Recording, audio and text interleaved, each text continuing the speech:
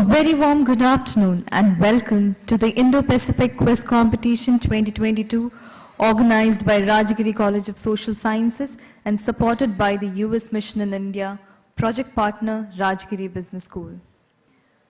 I request everyone to kindly rise for the Rajagiri anthem.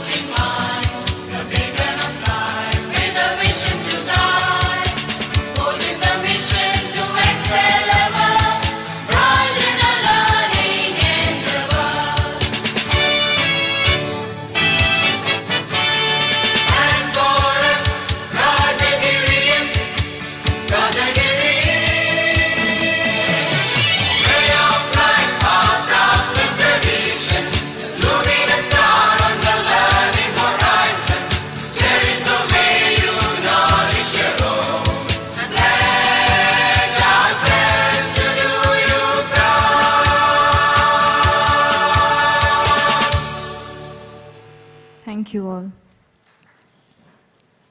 I now invite Father Dr. Saju, MD, CMI, Associate Director, Rajagiri Group of Institutions, Mr. Scott Hartman, Public Engagement Officer at the US Consulate General, Chennai, Dr. Binoy Joseph, Principal, Rajagiri College of Social Sciences, Dr. Sunil Polyakot, Director, Rajagiri Business School, and Mr. Kishore Keshav, Student Coordinator, to take their seats on the dais.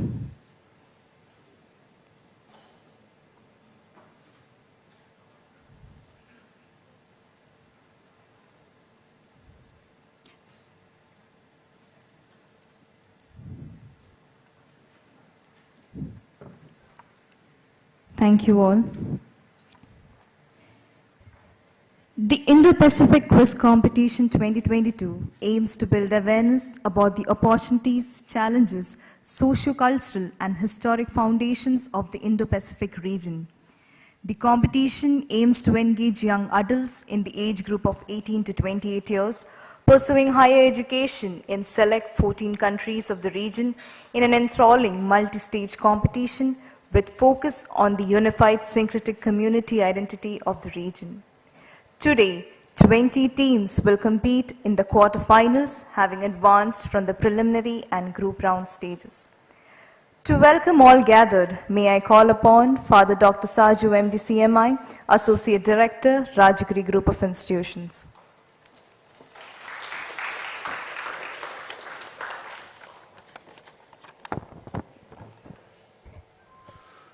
Good afternoon to you all.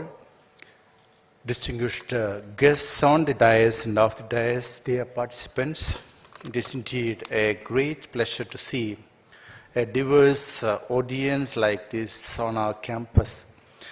Rajagiri is happy to host all of you, young, vibrant and enthusiastic, on an exciting platform that the Indo-Pacific Quiz Competition 2022 offers. Rajagiri College of Social Sciences Autonomous is a 67-year-old institution that offers a host of undergraduate, postgraduate, and doctoral programs. Over time, Our institution has welcomed students of various nationalities and identities into its fold. Today, we are ranked as 27th best college in the country and the second best for our social work program. We have evolved in line with our vision to become a center par excellence of learning, unique in experience, value-based in its approach, and pioneering in its efforts for enriching and fulfilling life. The commitment to host and be a part of the Indo-Pacific Quiz competition is a result of this vision that we uphold to pursue excellence in all we do. AACSB accredited Rajagiri Business School is our project partner in this event. As you all know, we have been supported by the US Consulate General Chennai in this unique opportunity. Dear friends, on behalf of Rajagiri College of Social Sciences Autonomous and Rajagiri Business School and the US Consulate General Chennai, I heartily welcome all the participants of the Indo-Pacific Quiz Competition 2022. Let me also take the opportunity to welcome Quiz Master Mr. Midesh Agarwal, Managing Director, Customer and Partnering Engineering. It is great to have Midesh back at this stage. Welcome, sir. I extend a hearty welcome to the team from the US Consulate General Chennai, led by Mr. Scott Hartman, Public Engagement Officer. Welcome you, sir. We are happy to have worked with you on this project and we look forward to many more. I also welcome the Principal of Rajagiri College of Social Sciences, Dr. Binod Joseph, and the Director, Rajagiri Business School, Dr. Sunil Puliakot. Welcome, sirs. I welcome Kishore Keshav, our student coordinator of the project. And a warm welcome to faculty and students who have offered their time and effort to ensure the grand success of this project. Before I close my welcome remarks, let me turn back my attention to the participants of the Indo-Pacific Quiz Competition 2022. Remember, dear young participants, this stage offers you an opportunity to win an exciting quiz. But more than that, remember that this stage offers life's greatest lessons. Winning and losing are not everything. Sometimes journey is as important as the outcome. You may or may not win a trophy, but you will go back with new friendships and lasting memories. Enjoy the moment and thank you.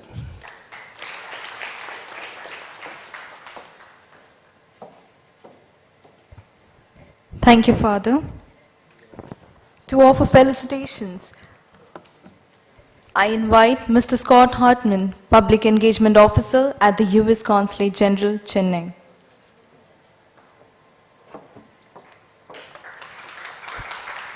Thank you, and thank you once again to Rajagiri and all of the team here, from the administration and leadership all the way down to the volunteers for all the work that you have done to put together this in such a spectacular way. Thank you so much.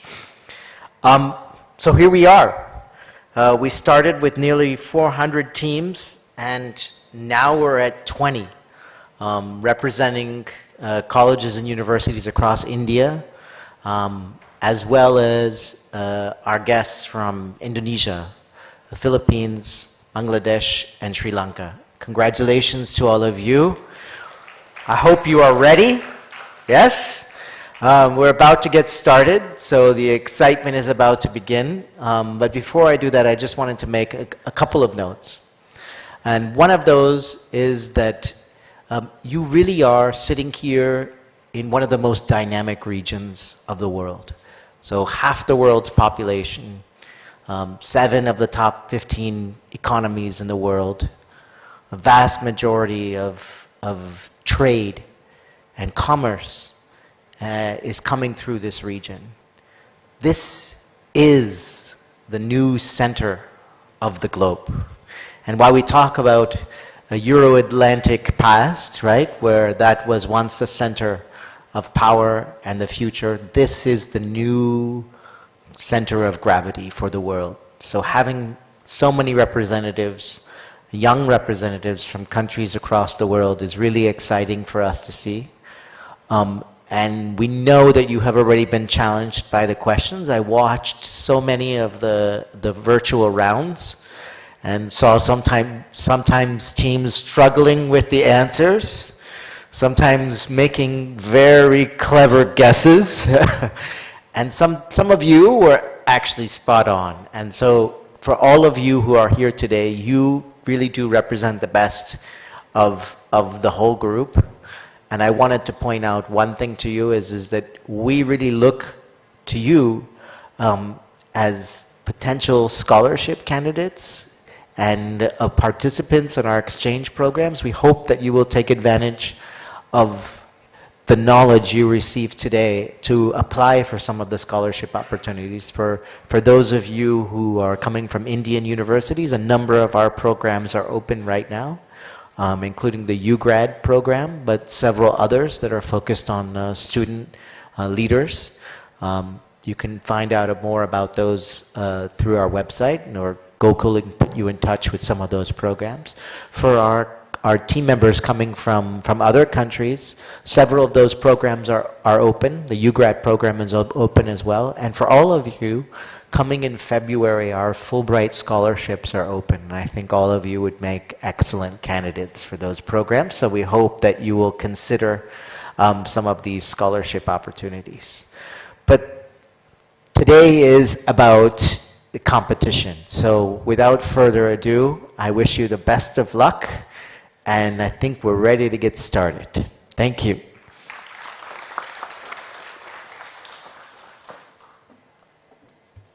Thank you, sir.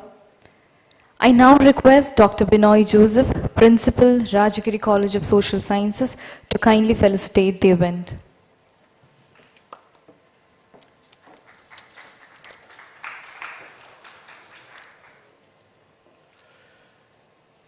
Good afternoon, everyone. Respected dignitaries on and off the dais, dear participants, members of the organizing team from the U.S.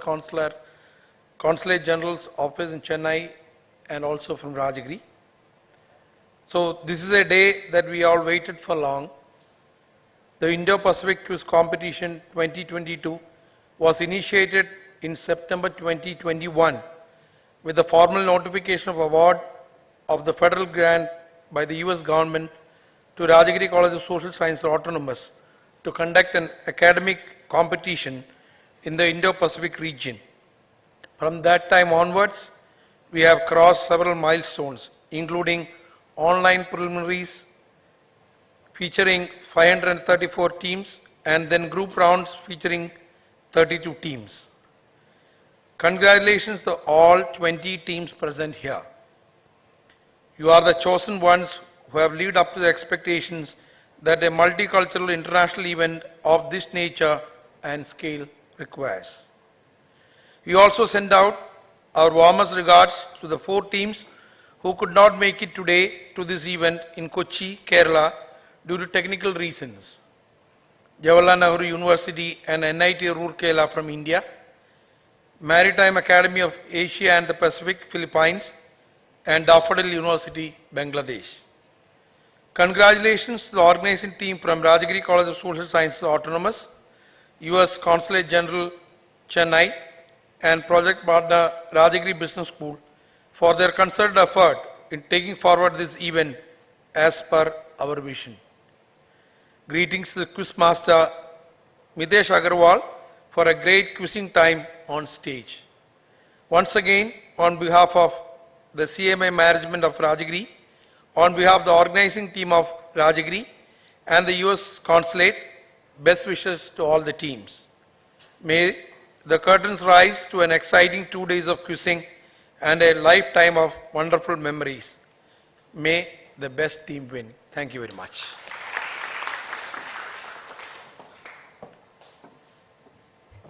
Thank you, sir.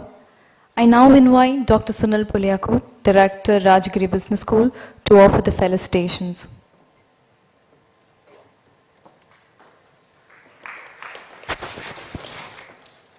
Thank you.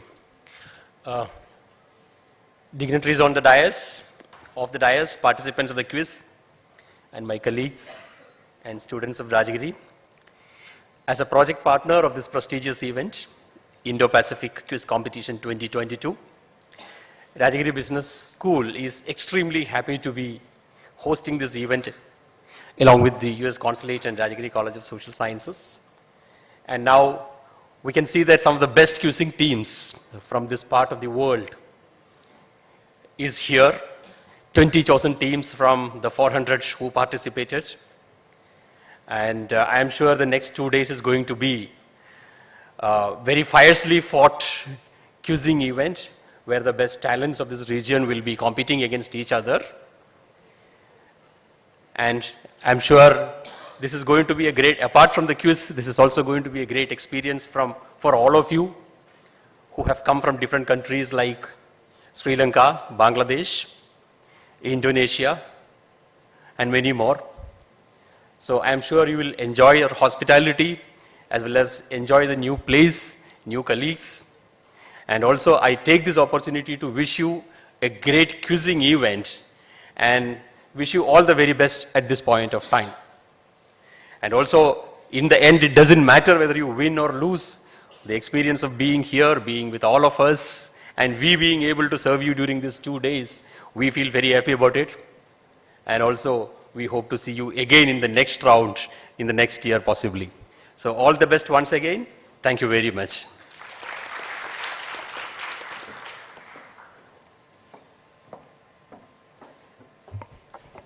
Thank you, sir. May I request the day's guests to kindly step forward for the lamp lighting ceremony. I also invite Danny Widyamto from Indonesia and Nabinita Bhuyan from Assam to join the dignitaries in lighting the lamp to represent the participants.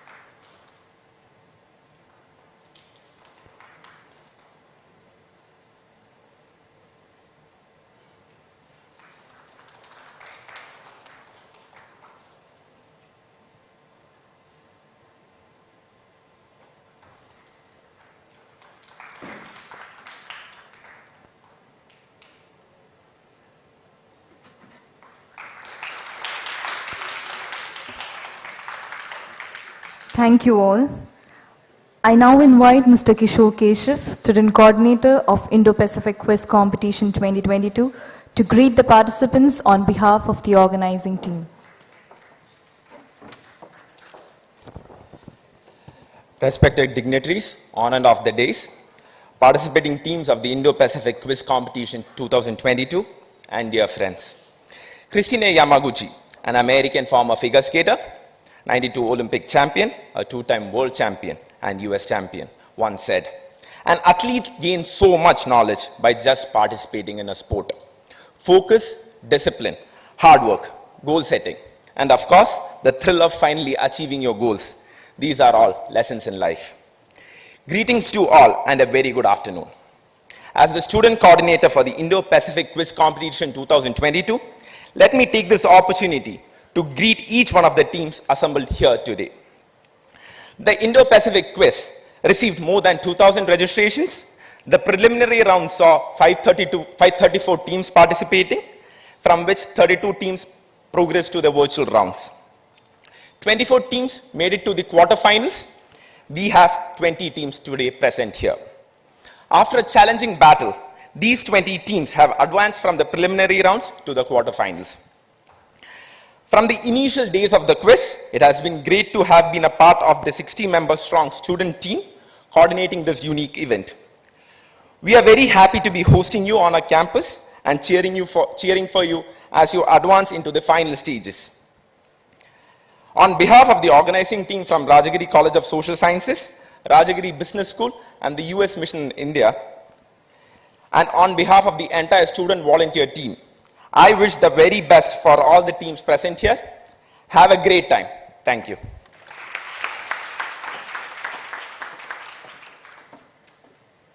Thank you, Kishore. Thank you, everyone. We now move into the International Quarterfinals 1. I hand over the stage to Quiz Master of Indo-Pacific Quiz Competition 2022, Mr. Mitesh Agarwal. Thank you all.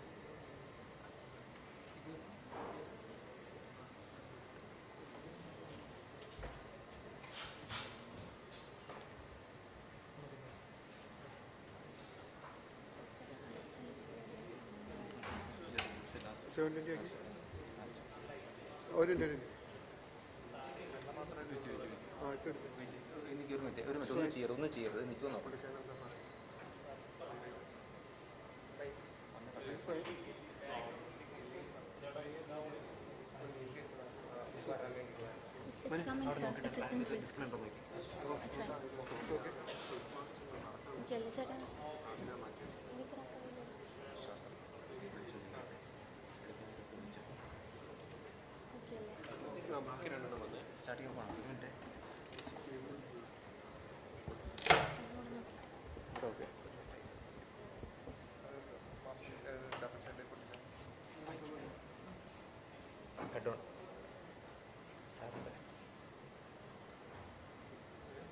Check here. All right, good afternoon. Everybody had a heavy lunch? Okay, sorry for the slight delays due to the technical areas, but I think we'll catch up speed. First of all, very, very warm welcome to all the international participants of the Indo-Pacific quiz. This is the first ever Indo-Pacific quiz, as far as I know, in the world. Right? There have been Asia-Pacific quizzes, there have been Indo-US quizzes, there have been several others, but I think this is a very unique format. 14 countries representing the Indo-Pacific. If you Google searched the company that I represent, you could get 14 countries, you could get 18 countries, you could get 13, and so on and so forth. But we'll go with the 14 official lists that we have on Indo-Pacific, right? Because the origins is that, you know, it could be geographical, it could be based on the oceans, it could be based on various things, right? But all questions will be on the Indo-Pacific, right? So huge, huge round of welcome to everybody that is there here. Please give them a round of applause and encourage.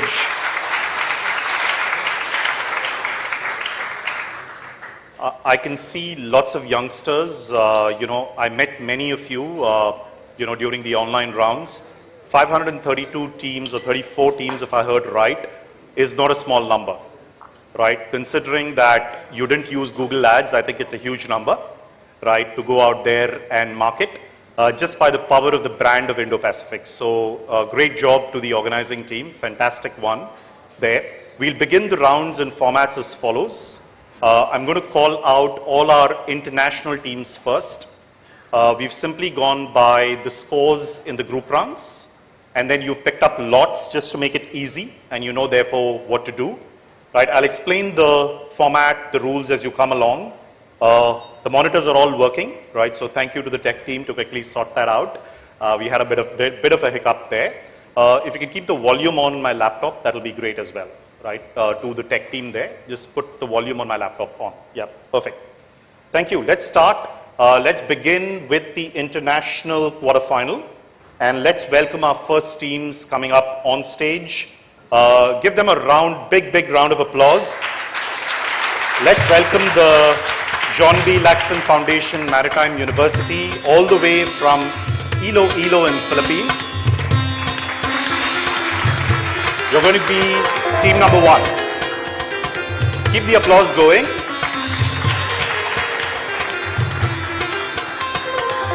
Thank you. That's Cyrus and John. Right, welcome to the quiz, the first quarterfinalists. Here's the next one, the University of Moratuwa from Sri Lanka. Let's welcome them up on stage. Shamika Pasan and Nimsara Nadija.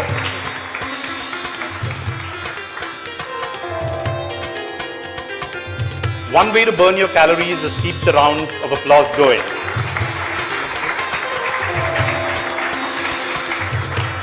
Welcome them, welcome University of Moratuwa. Team number 3 is the PPM School of Management from Jakarta, Indonesia.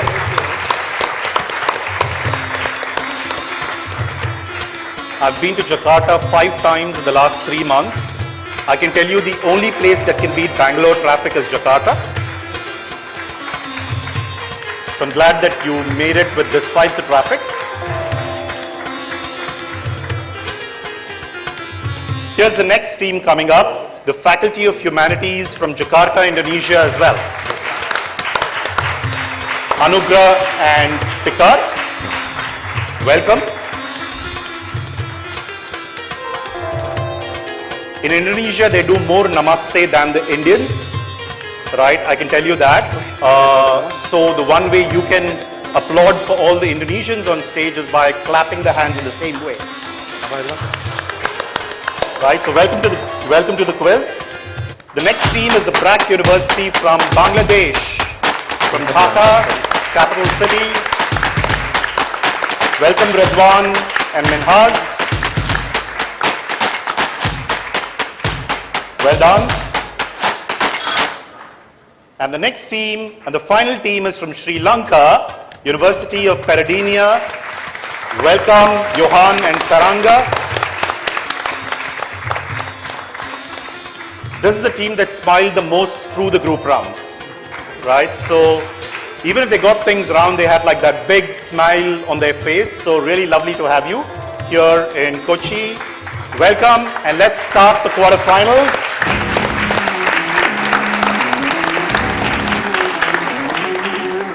So we have 6 lovely teams out here in the quarterfinals, right? We've got the John B. Laxon Foundation, Maritime University from Philippines, University of Moratuwa. We've got PPM School of Management Indonesia, Faculty of Humanities Indonesia, BRAC University Bangladesh, University of Peradeniya. Right, welcome to the quiz. Let's do a quick buzzer check and mic check with all of you. Right, team 1, yes, your buzzer works and I reset it from here. Why don't you introduce yourselves quickly to the audience out here? Good afternoon, everyone. My name is Avijan Fortaleza from the Philippines. Good afternoon, everyone. I'm Cyrus Miguel Santamena from John B. Laxon Foundation, Maritime University, Philippines. Welcome there. Let's get the University of Moratuwa to do a buzz quickly. All right, works fine. That's team 2. Yes, go ahead and introduce yourselves. Hello everyone, my name is Nimsara from University of Moratuwa, Sri Lanka. Hello, and I'm Chamika from University of Moratuwa. Welcome both of you. Let's get to the Indonesians, the PPM School of Management. Absolutely working. Go ahead and introduce yourselves. Yes. Namaste India. I'm Ervan from Indonesia. Good afternoon. I'm Andi Muhammad Rifki Sadiki from PPM School of Management. Welcome. Faculty of Humanities. Works fine. Hello everyone. Anugrah here and I am Pikar. we are from Faculty of Humanities Universitas Indonesia. Welcome to the quiz. BRAC University, Bangladesh.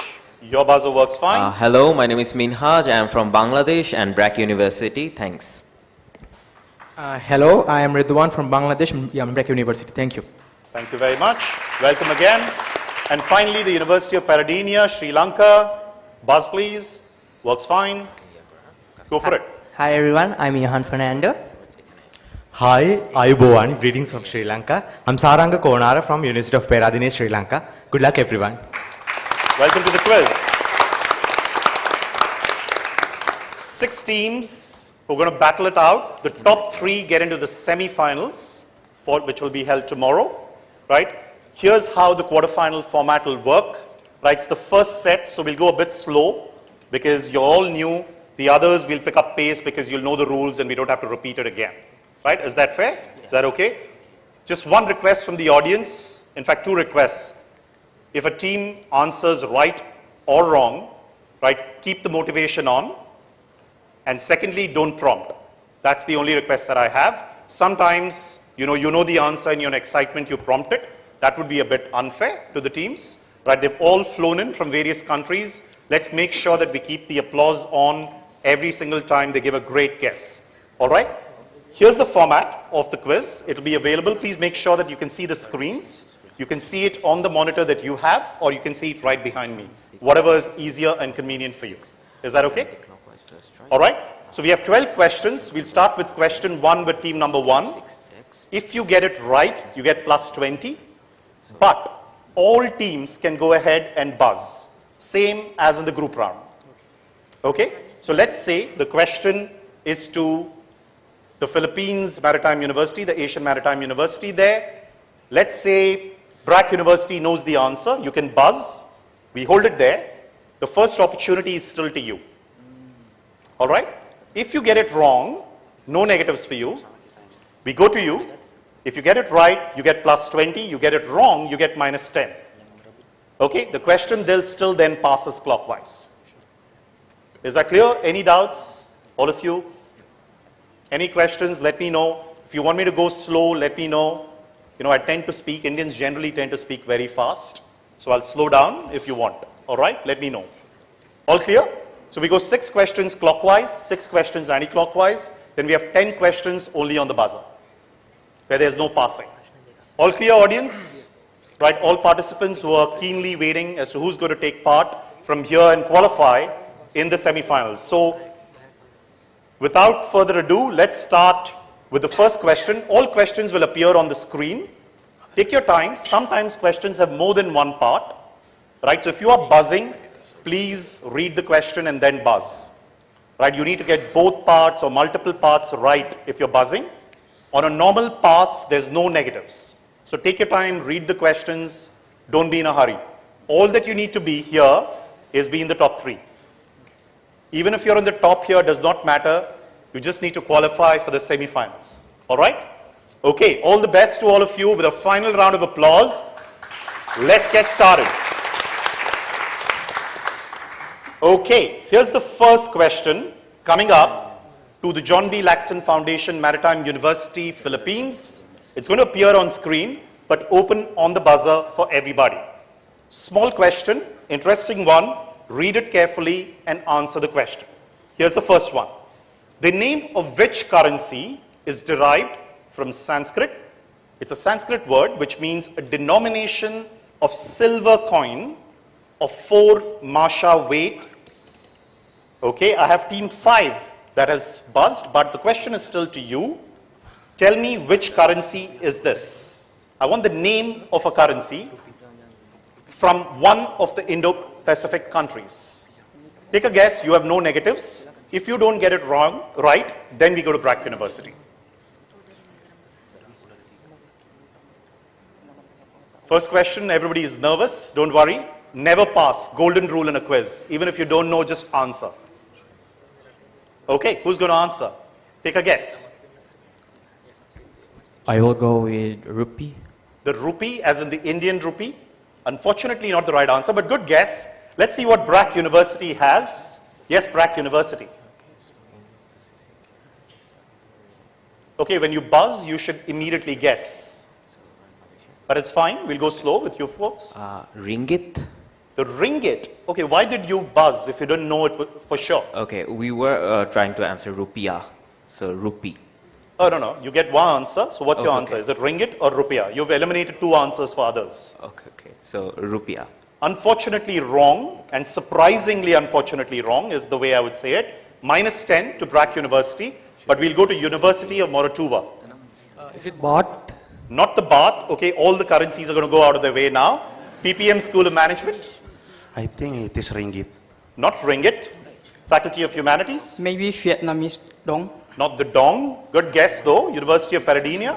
Peso. Not the peso. So we finished 6 currencies from 6 of the Indo-Pacific countries. Right? Let's go to the audience. We have nice audience prizes this time. Who has the audience prizes? You should? Yeah. Give the gentleman a mic there. Wait. This is participants. Let's first go to the audience. The participants, I'm assuming, will know this. Anyone in the audience? Okay. Let's try the Hashmi brothers there from Osmania. I recognize them. At least one of the Hashmis. Is this Taka? It is Taka. the Taka. Absolutely right. This is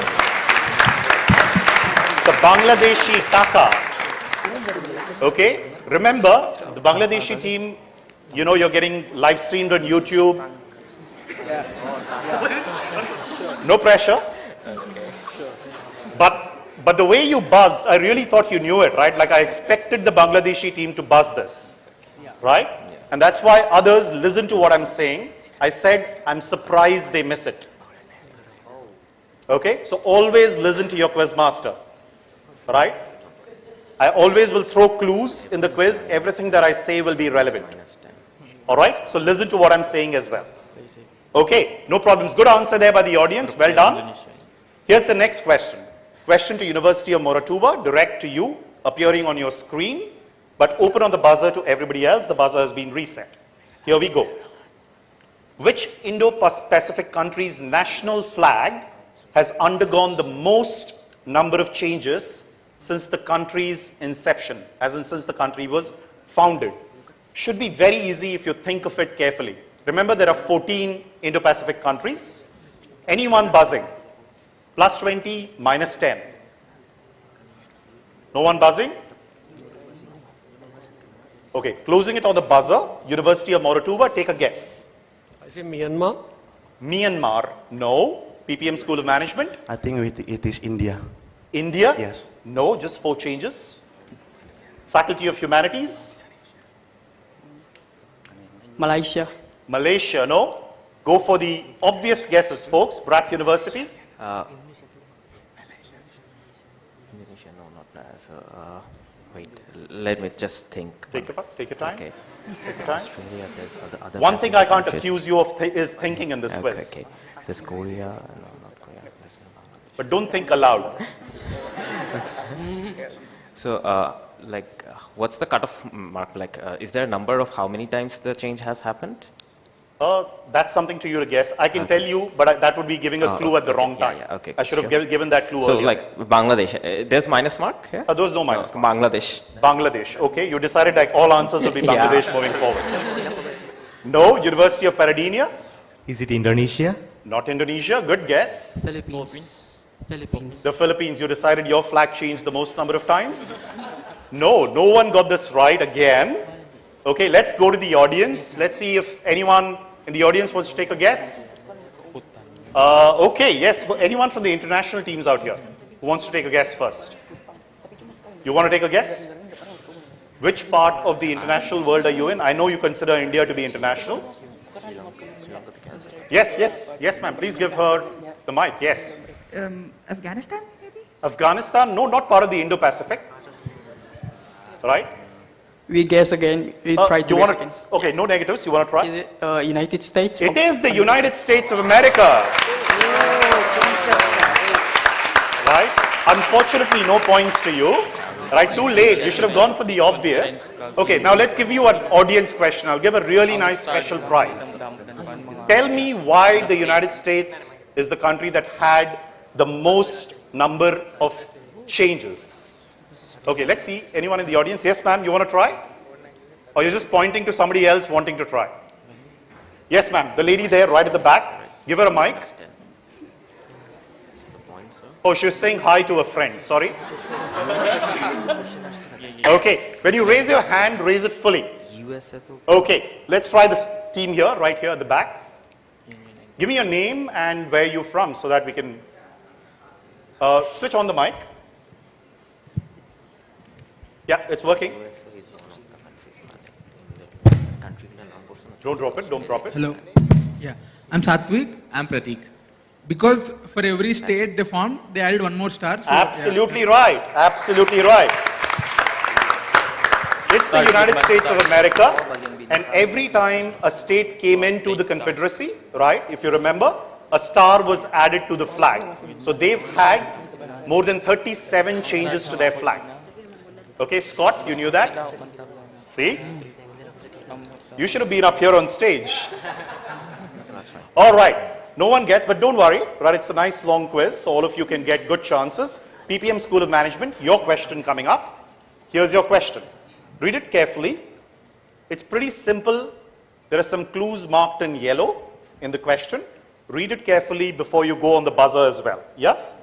During the Korean War, American troops deployed in a certain country called tanks as special vehicles, as in they didn't call it tanks, and infantry as regular specialty. So they didn't call tanks and infantry by the name tanks and infantry, so that they could avoid a certain constitutional clause.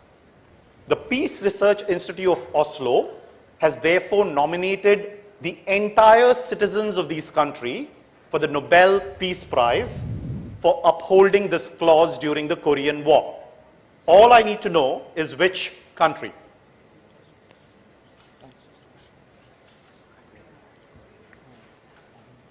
Anyone buzzing?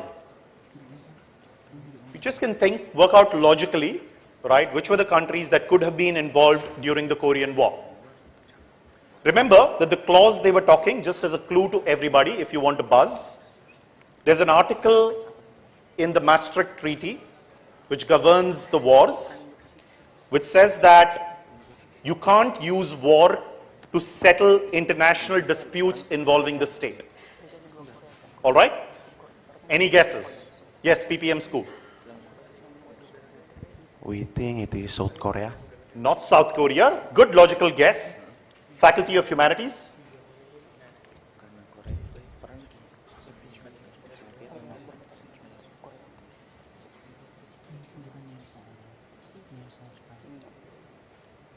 Nervous time? Japan. Japan is right. Absolutely right. It is Japan. Well done. Plus 20 to the team there. Scorers. Plus 20 to Faculty of Humanities. Japan. Article 9 outlaws the option of using war as a means to settle international disputes involving the state. And Japan is perhaps the only country ever since, the United Nations was formed that has upheld this entire thing, where they've not used it, even including the names. They did not use the word tanks, infantry to settle disputes. All right, great answer, Faculty of Humanities. 20 points to you, well done. Question back to you. It's your direct. Okay, and open on the buzzer for everybody else. Here's your question. One racist nickname that Indian immigrants and soldiers of Indian origin serving as part of the colonial army in Malaya, or Malaysia now, faced during the days of the empire was clang. And you'd hear this name very often in Southeast Asian countries, right? You'd hear clang as a name. What is the origin behind this nickname, originally given to Indians who were in Malaya or that entire peninsula which is now called Malaysia? So what is clang? So why clang? Anyone buzzing? No one's buzzing. Faculty of Humanities. We guess the name comes from the name of Chola Kingdom in South India. The Chola Kingdom, that's why clang. No, good guess, not true. Brack University. Is it because of the, we haven't pressed buzzer. Oh, that's fine. Don't worry, don't worry. So is it because of the color? Color of what? Brown, the skin. Okay, and why would it be clang then? So I don't know, maybe some East Asian language means brown. It means brown. Okay, good guessing. University of Peradeniya. Everybody is guessing well, but not the right guesses though. As they were grouped, as they were clanned, and there were many clans. That is the right answer. Absolutely right. Well done. They were all actually chained and roped originally. And whenever they walked, there was a sound that was the chain sound called clang, clang, clang when they walked. And that's how the nickname clang came. Right? Great answer there, University of Peradeniya. Fantastic answer. Give them a round of applause. Plus 20. Very well done. So they were all roped, chained. You get it? Right? So it was because of the sound that the chains made. 20 points to you, but question to Brack University. Direct to you, but open on the buzzer to everyone else. Here we go. Wawasan X, meaning Indonesian, okay, team 4 is buzzed, is a concept espoused by the Indonesian government to reflect unity of a country that is made up of thousands of islands. As you know, Indonesia has 17,000 plus islands and just as many socio-cultural backgrounds of its people. If Wawasan means vision, what word is following Wawasan? I did expect a team from Indonesia to buzz, and as rightly, team 4 has buzzed, which is Faculty of Humanities. But the first opportunity is to Brack University.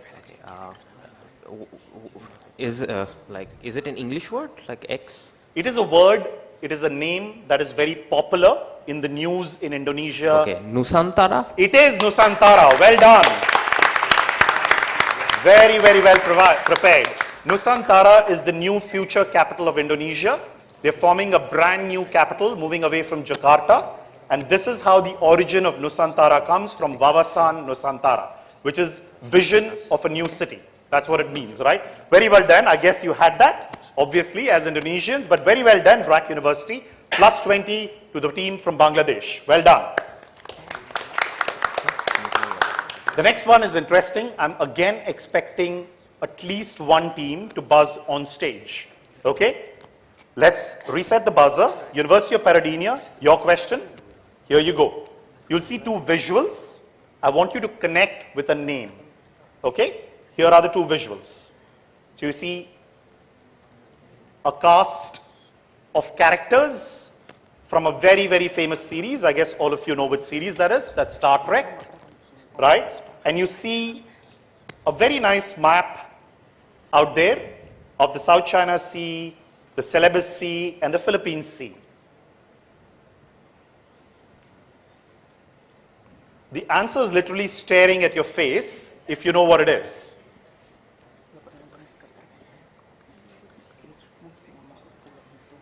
No one buzzing, okay? Tense moments, University of Paradena. Give it a shot.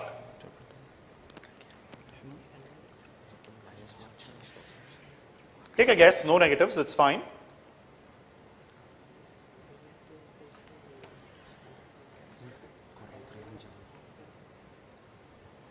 It's a meeting all seas together. Meeting all seas together. So give me a name. I need a name.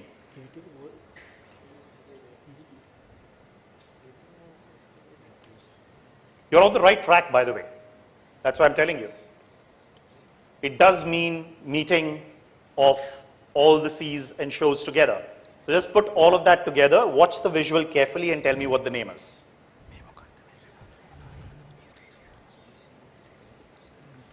East Asian? Not East Asian. Let's go to the Asian Maritime University. We go with Indo-Pacific region. Not the Indo-Pacific region. I want a name, University of Moratuva. How would it connect to Star Trek? Think about it.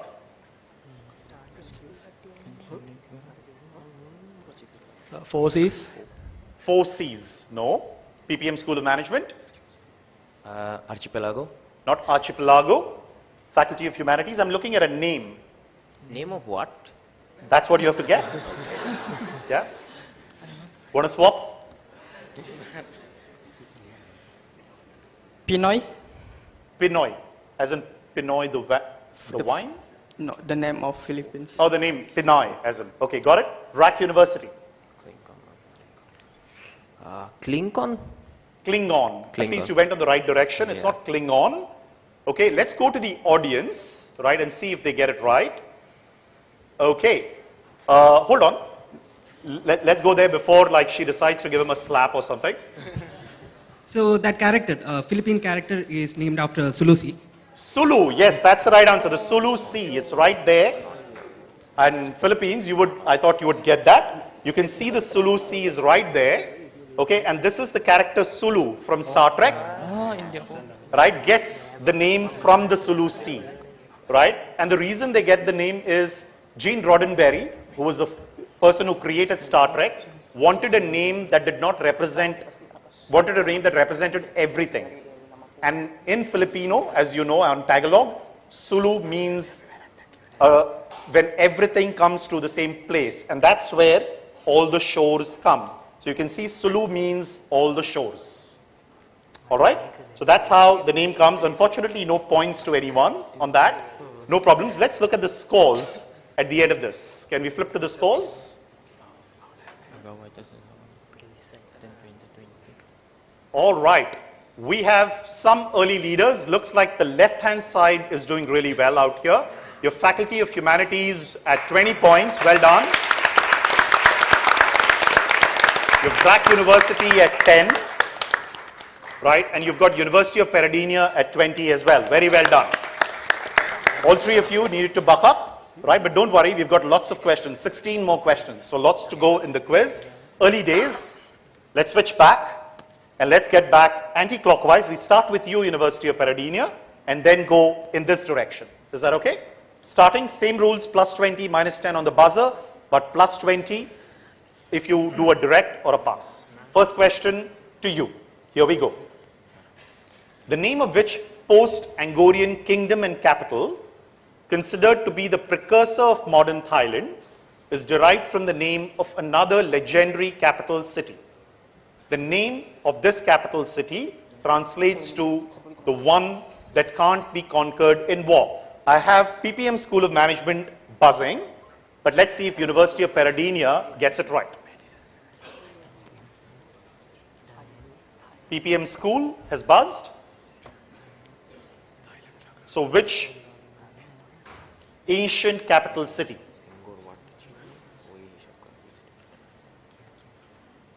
Is it Manila? It's not Manila. It's still a modern capital city. PPM School. It is Krung Thep or Bangkok. Can you tell me the name again? Krung Thep or Bangkok. And what does it mean? What's the name? Krung Thep. Krung Thep or Bangkok is the initial name. Yeah. Every city in in Thailand is generally that. It's actually the longest capital name in the world. I cannot spell it. Oh, It's the called- it's longest Bangkok. capital. No, that's not the right answer. Unfortunately, that's minus 10 to you. Right? Let's go anti-clockwise. Brack University. Is it Siam? Not Siam. Faculty of Humanities. Ayutthaya. That is the right answer. It is Ayutthaya, which is how Ayodhya in India gets its name as well. Right? This is Ayutthaya. This was the ancient capital city of what is now known as Thailand. What you gave the answer was for a different question. Right? Plus 20 to you. Very well done. Great answer there by Faculty of Humanities. Great there. Like, give them a big round of applause, right? Like, 4 teams missed it. Maybe a fun fact, we also have the name of city that derived from this word, which is Jogja. That's correct. Yogyakarta. That is correct. That is correct. Well done. Let me reset. Question to you, Brack University. Coming up on your screen. This is from Down Under. Here you go. The Australian national anthem begins this way. It says, Australians all let us rejoice, for we are young and free. We've got golden soil and wealth for toil. Our home is girt by sea. There is a growing movement to change one word in the following 4 lines that implies excluding the aborigines from the anthem. What is that one word where there is a growing movement to change that one word from these 4 lines? All you need to do is identify that one word. And remember, it's because they want, the aborigines feel that they are being excluded because of that one word. Got to think C? of this one. Is it C? C. The last word you mean, Yeah. right? And why? Because the colonizers came from the sea and aboriginals were already there. So Okay, they good do guess. not relate there. The colonizers did come from there, right? Okay, we've already closed it. Too long, they've already answered, so you can't buzz now. You have to buzz before they answer, all right? Faculty of Humanities, don't worry. It may come to you for all that you know. But you thought very nicely, right? That's exactly the sort of thinking I'm looking at here.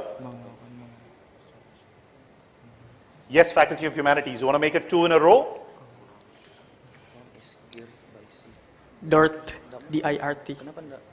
G-I-R-T, and why? No reason. No reason, okay. PPM School of Management? We choose toil. Toil, and why toil? Just lucky guess. Lucky guess, okay. Not so lucky this time. University of Moratuba? Golden. Golden. Good that I didn't accept your buzz, because that would have been wrong. Okay. John B. Laxon? We will go with Australians. With Australians itself. Why? So the aborigines don't want to call themselves Australians?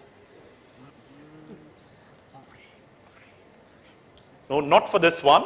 University of Peradeniya? Is it free? Free. And why? As they were trapped by other colonizers. Because they were colonized? Yes. No, not really. It was your question, Brack University. No one got this. All of you chose 6 words. You're going to, really say, oh gosh, why did I choose this one? Let's see if anybody in the audience gets it. Yes, sir.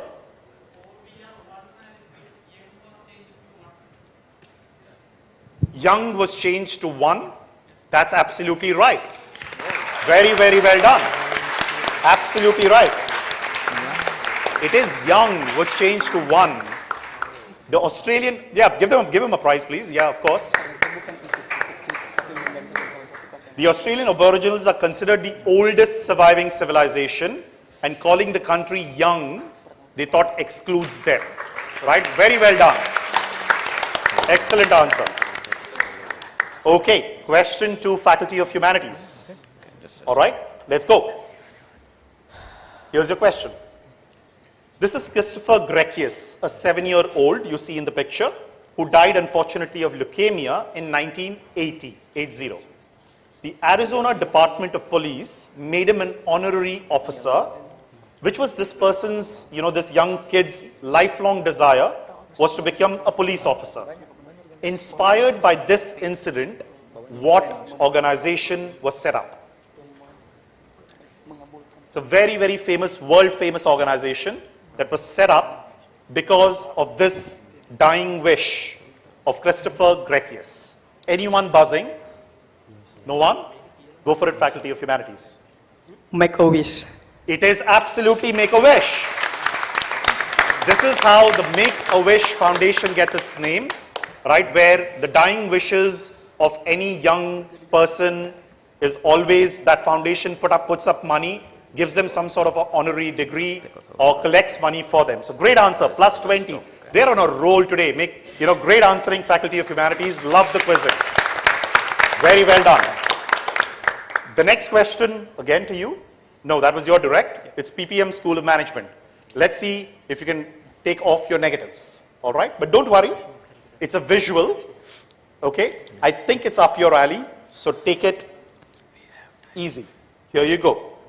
For what did these world leaders get together? Okay? I could see, I was hoping Faculty of Humanities is going to buzz. So what did these folks meet together at Bandung in Indonesia? So it is, in Indonesia we call it Konferensi Asia Afrika, or in English, Asian African Conference. The Asian African Conference? Yes.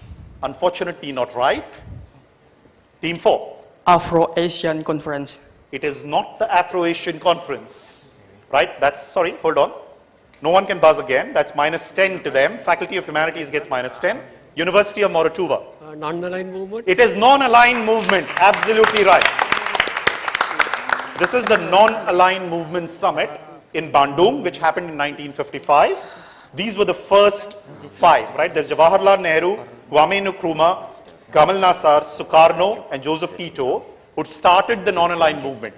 The Afro-Asian Conference also happens, but did not start in 1955. Okay? And none of these leaders were present in the Afro-Asian Conference. So sorry, minus 10, be careful when you buzz, but you have a good lead, so don't worry. Right, question to you, University of Moratuva. Here we go. Simple question. Somebody is going to have a hearty laugh. That's my clue. Okay? Read the question. Let's see someone buzzing really fast. Here you go. The Asian city, Krung Thep, Team 5 is buzzed. Long name Krung Thep Mahankon, however you pronounce that name.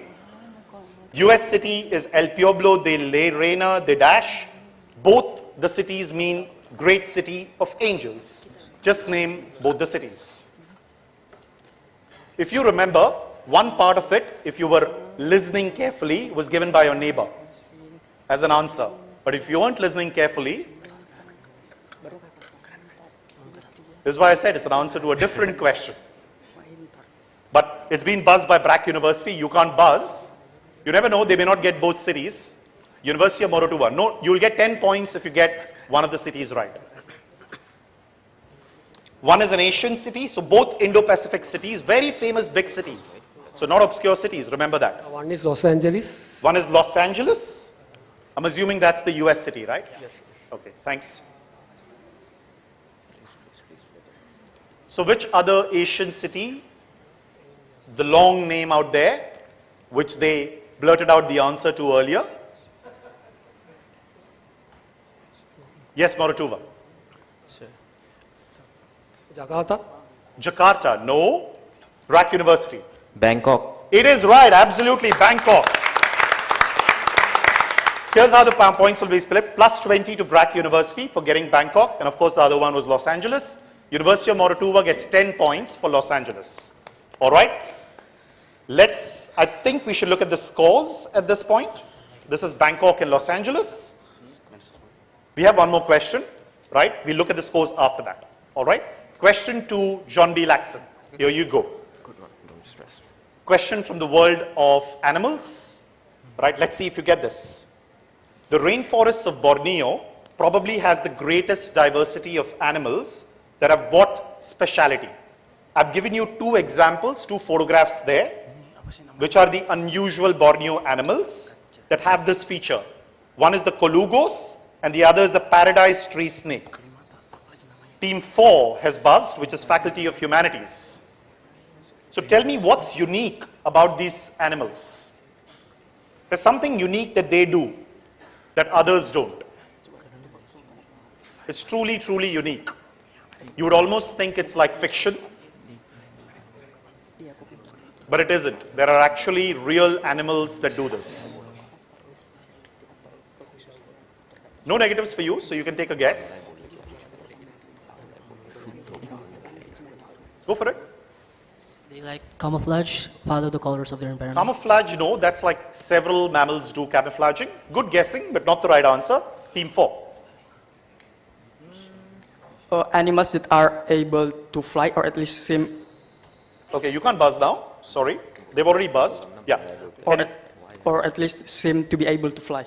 Animals that are able to fly or seem to be able to fly. So this is like a flying snake and a flying, mammal as well. Absolutely right.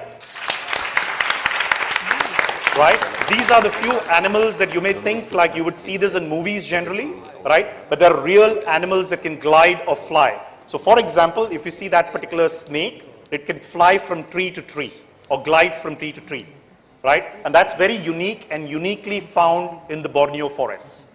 All right? Great guessing. Plus 20 there to Faculty of Humanities, Indonesia. They're doing a great, great job. Let's look at the scores before we move into the rapid fire round. Okay? Here we go. Ooh.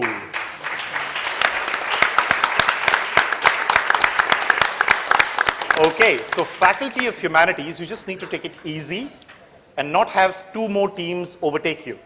Okay, so play it carefully. I've seen lots of teams lose out in the buzzer. Okay? Followed by that, we've got two teams at 30 points, University of Moratuva and Brack University. Well done there. You've got University of Perdania at 20, still have a good chance. PPM School, you got a minus 10, but remember 10 questions and 150 points. So anyone can come in, right? And, I think the Philippines Management School, take it easy, right? Don't get negs, all right? Here's how the rapid fire round will work, okay? Look at this carefully. Think about it. All of you want a sip of water or something? Okay, here you go. We'll first start with 4 questions, which are visual questions. Okay? Plus 15, minus 5, only 1 attempt. But if the question is not asked and you still buzz, right? I will ask you to give me the question and the answer. So be very careful. Okay? And we will allow one more round of buzzing because someone interrupted without the question. So the way it will happen is I'll first show you the visual, not ask you the question. So if someone thinks that they know the answer and the question just by seeing the visual, good luck to you. Okay? All clear? Plus 15, minus 5.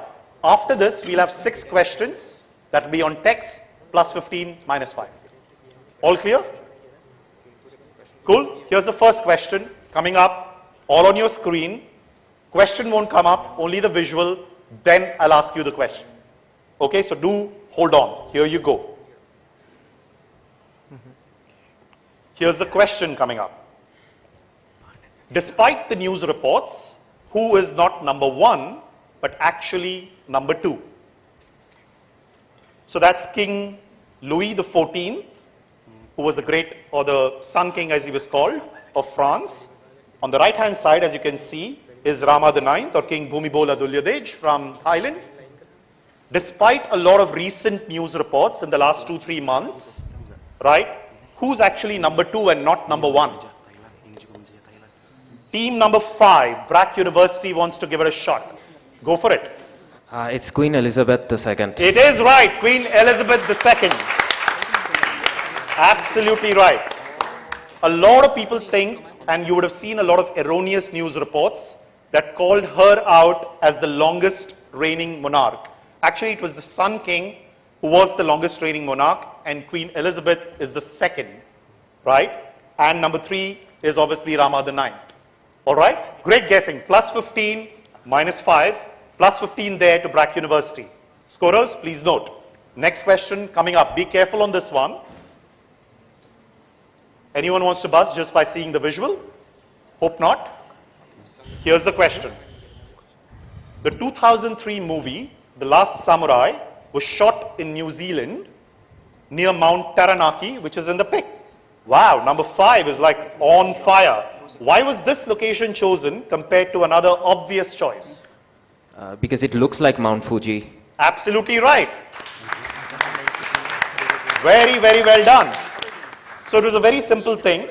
The director of this movie obviously didn't have the budget and decided that going to Mount Fuji and renting out things in Japan are super expensive.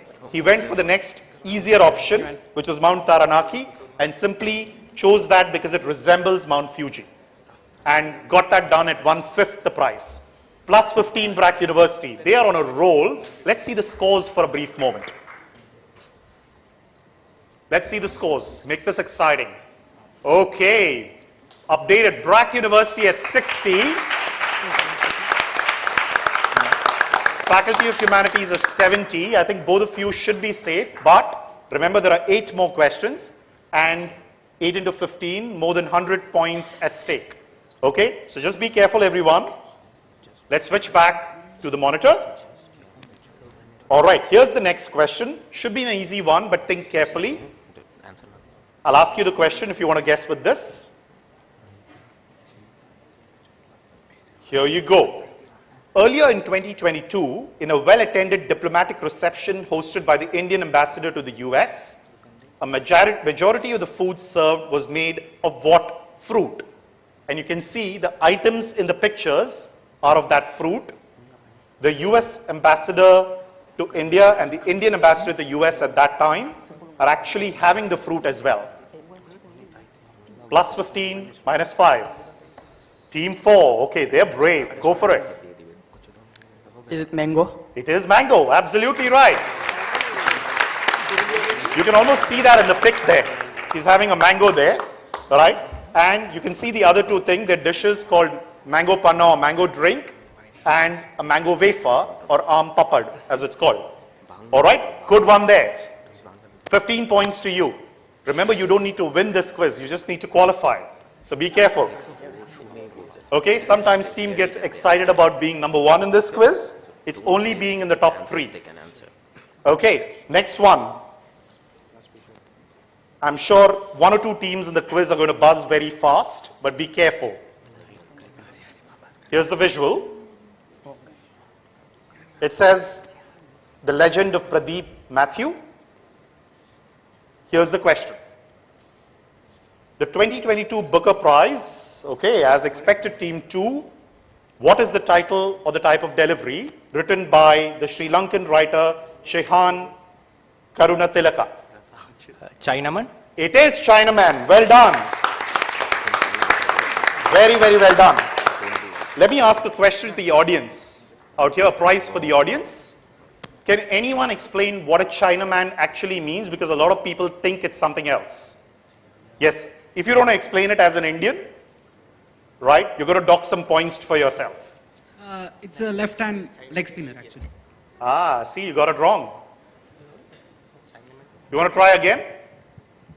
Think about your answer. What do you want me to explain? I want you to tell me what a Chinaman Etymology. means. What a Chinaman means. Okay. In cricket, what does it? When do you get a Chinaman? Yeah, What you described is something slightly different. Okay. So. A left hand? Wrist spinner. Wrist spinner. That's correct. Right? Good answer. Give him a prize. Well done.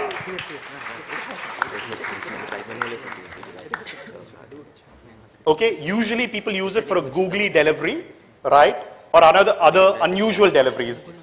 But the Chinaman is only for a left-handed delivery for a wrist spinner, not for other spinners. That's why I wanted it. Well done. Great answer there.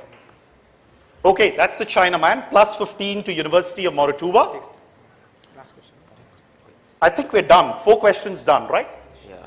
Yes. So we go back now to text questions. Nothing will appear on your screen. So just keep your hands warm on the buzzer. Let's look at the scores.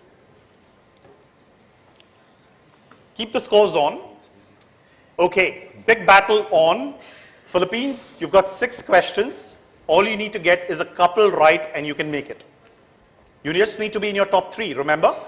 Team 2 did very well. University of Moratuva, good chance there, 45 points. Same with you, PPM School of Management. You need to just get couple in and you're through. Right? This side is sitting pretty. Faculty of Humanities, personal recommendation, don't buzz. Okay? But completely up to you. BRAC University, you seem safe as well. Don't unnecessarily buzz in nervousness. University of Peradeniya, you have a chance as well. Okay? So big battle on. I think the top 2 seem safe. As I said, seem safe. But number 3 is up for grabs. Here you go. First question, nothing coming on screen. I'm going to read from my phone out here. These are relatively easier questions, but they're tricky. So think about it before you answer. Here's the first one. In which city did the Pakistani cricket team play its first? I did not complete the question. Yes, number 5. Test match. It's Dhaka. It is absolutely right. Plus 15. Very well done. Beautiful answer there. In which city did Pakistan play its first home cricket test match? It was way back in 1954. Interestingly, they played it in Dhaka. And the reason for that? They were East Pakistan. It was called East Pakistan at that time and very much part of Pakistan. Very well done. Plus 15 there to BRAC University.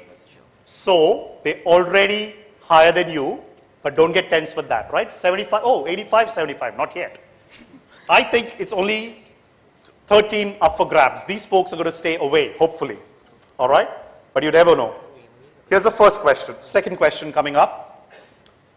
A member of the Indo-Pacific nation, according to the US Census Bureau, which is the 4th most populous? Team 3. Indonesia. It is Indonesia. Well done. Which is the 4th most populous country in the world? It is Indonesia. Absolutely right. Plus 15 to you. So you're on the positives. Just stay this way. Play well. Right? Well done. You know. All okay? Everyone, I've reset the buzzer. Here's the next one. Really easy one for 15 points. Here you go. Who was appointed in July 2022 as the 15th Prime Minister after Ranil Team 2? I did not complete the question. Go ahead. You were asking for the Prime Minister Yes. of Sri Lanka, and the answer is Dinesh Gunawardena. Are you sure? We think so. Not yet changed? No need. I'm playing with you. It is plus 15. Well done. Very, very well done. Let's look at the scores at this point. I think you're safe. Yeah. Yes, I think we have our top 3 at this point. Faculty of Humanities, Indonesia, top this quiz, the quarterfinal. They make it straight to the semifinals. Very well done. Topping this one. Give them a big round of applause. BRAC University, make it second, but still make it to the semifinals. University of Moratuva, I don't think with 2 questions left, anyone can beat you, right? Mathematically not possible. No, possible? 30 points at 50. No, not possible at all. Am I right? So there's no point asking 2 questions, right? Unnecessarily. But great quizzing. Give them a big, big round of applause, everyone. Very well done. Thank you, everybody. Please go off stage. We'll start with the next international quarterfinals immediately. Thank you very much and great quizzing, everybody. Thank you.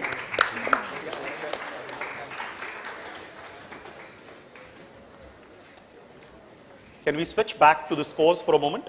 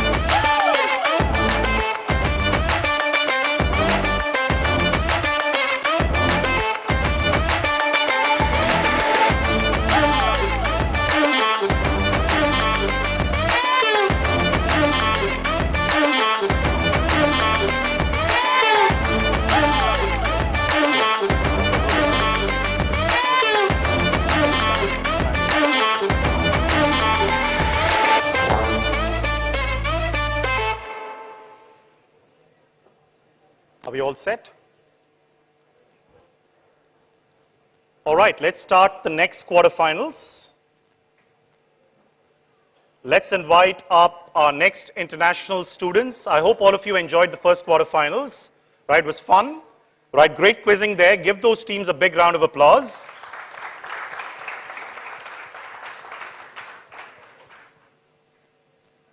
Here's team number 1 from the next quarterfinal round coming up. Let's invite the team from Indonesia, Universitas Airlangga from Surabaya.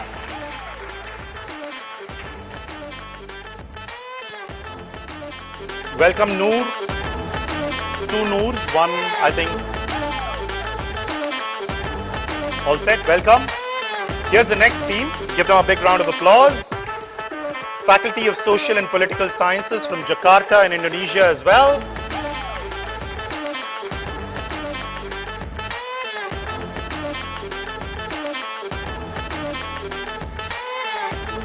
Welcome team, welcome from Jakarta. Here you go, the next team coming up. Faculty of Administrative Sciences, Jakarta, Indonesia as well. All 3 in Indonesia. This is just luck of the draw.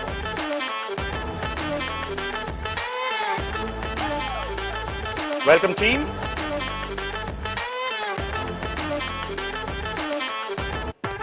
Fourth team, University of Dhaka from Bangladesh. Welcome them. Round of applause team. We have only 5 in this round, and the final team is the Rajaratha University from Sri Lanka.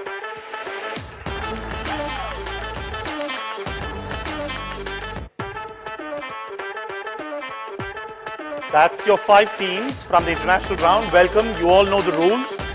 So I won't spend time explaining the rules. Exactly the same format, right? Welcome. Here's the format for you. You get 10 questions because there are 5 teams, 5 clockwise, 5 anti-clockwise. All that we'll do is do a quick buzzer check. Introduce yourselves, please, so that we can check the mic and so on. Same 10 questions on the buzzer finally. All set? All right. Let's start with Universitas Airlangga. Okay, hello, my name is Nur Muhammad Syahid. I'm come from Universitas Airlangga, Indonesia. You want to check your mic as well? Faculty of Social and Political Sciences. Working? Good day, everyone. My name is Danny, and this is Brianna. We are from Faculty of Social and Political Science, Universitas Indonesia. Thank you.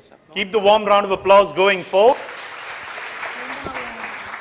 Faculty of Administrative Sciences. Working. Okay, good afternoon, everyone. My name is Fauzan Rizky Ramzi. And I am Abrar. And together we are from Faculty of Administrative Science of University of Indonesia. Very well done. Welcome to the quiz. University of Dhaka. Working fine. This is Mahbub Rahman from University of Dhaka, Bangladesh. I'm Abdullah Sadman Jami from same department, University of Dhaka, Bangladesh. Welcome. The final team from Sri Lanka, the Rajaratha University of Sri Lanka.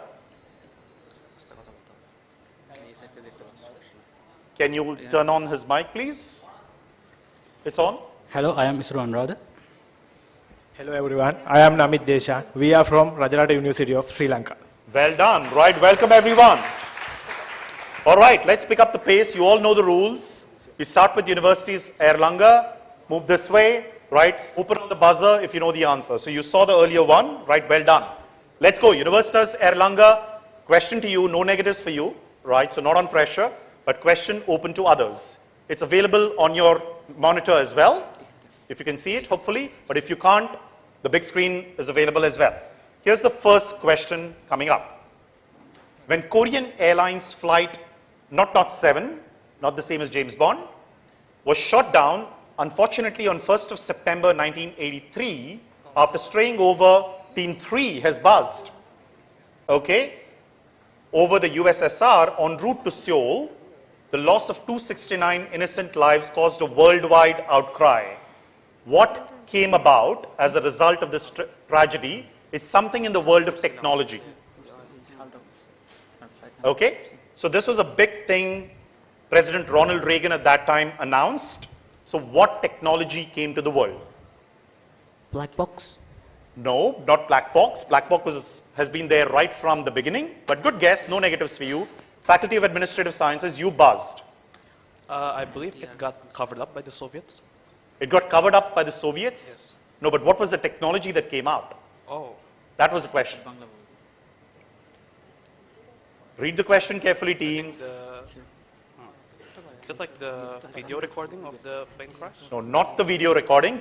Can't give you for that. Unfortunately, starting with a -10, but no worries. Cool it. Faculty of Social and Political Sciences, your turn, no negatives. No negatives. Oh, yeah. When you pass, there's no negatives. Maybe. Could you just bring the microphone closer so that, just bend it. Commercial airline radar. Commercial airline radar. Good guess. University of Dhaka. All these existed before, remember. This is in 1983. Anti-aircraft missile. Not an anti-aircraft missile, not as complicated. Next to you. Rajaratha University. Something that we all use.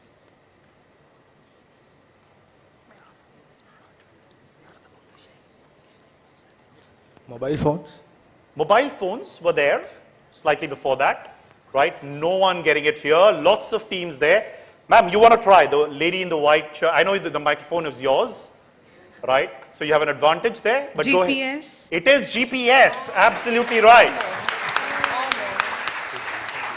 There's nothing called GPS before this, right? So what President Ronald Reagan did is that he said, look, this is how planes used to go just by navigational radar, right? And as a result, if they went slightly astray, a country can shoot them down.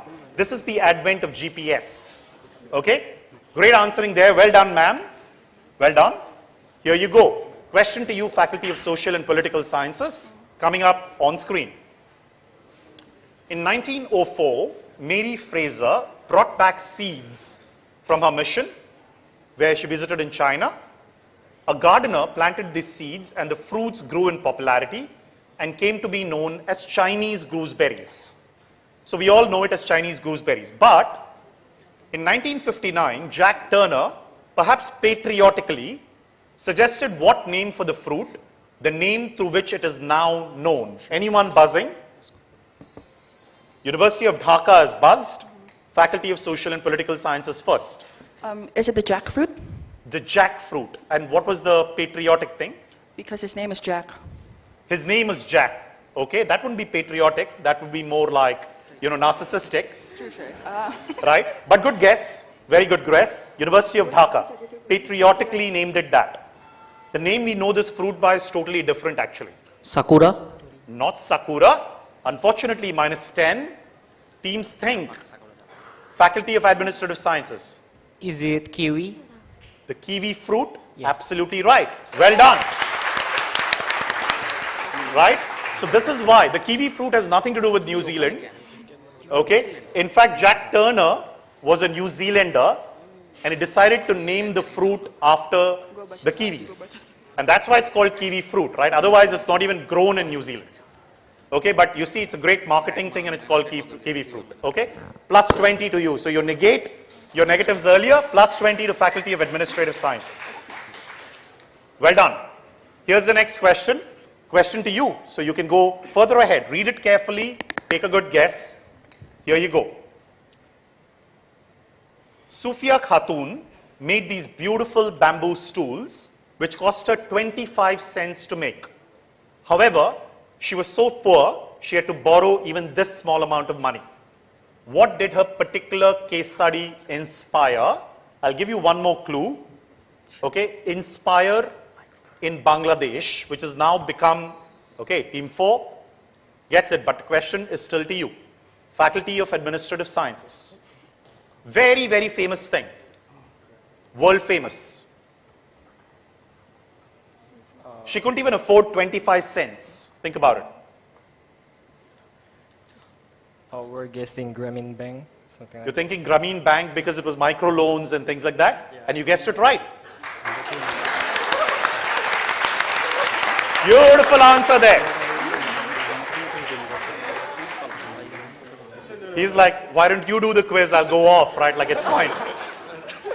So that's the sort of inspired guessing you need to make, folks, right? Like, very well done. Great quizzing. I think great round of applause to these folks, right? Very well done.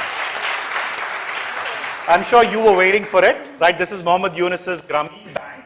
Started for micro loans exactly for this reason, that someone couldn't afford even 25 cents to do bamboo stitching, right? And they would go ahead and give them a loan, right? Very well done. Question to you, University of Dhaka coming up. Let's see if you get this nice food question coming your way, okay? Here you go. One of the theories behind its etymology is a French dish of boiled beef and vegetables, which is named for the French words for pot on the fire. This country was a French colony, which has thus influenced a lot of the vocabulary in that country. For example, gâteau means cake, which comes from French gâteau. Similarly, what term originates from French for pot on the fire? It's a very common term if you went around Southeast Asia. Anything that is built on that clay pot of fire, they give you food, right? They would give you this name. Very simple. I'm looking for a 4-letter answer. No one buzzing? Closing it on the buzzer. University of Dhaka.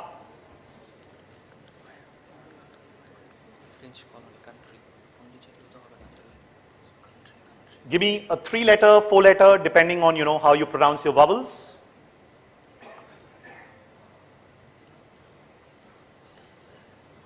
Take a guess, no negatives on the guess. Like gâteau, this in French is pot au faux, okay? So, what is the common name that we know it by? Don't pass, take some wild guess. See how they got Grameen Bank right.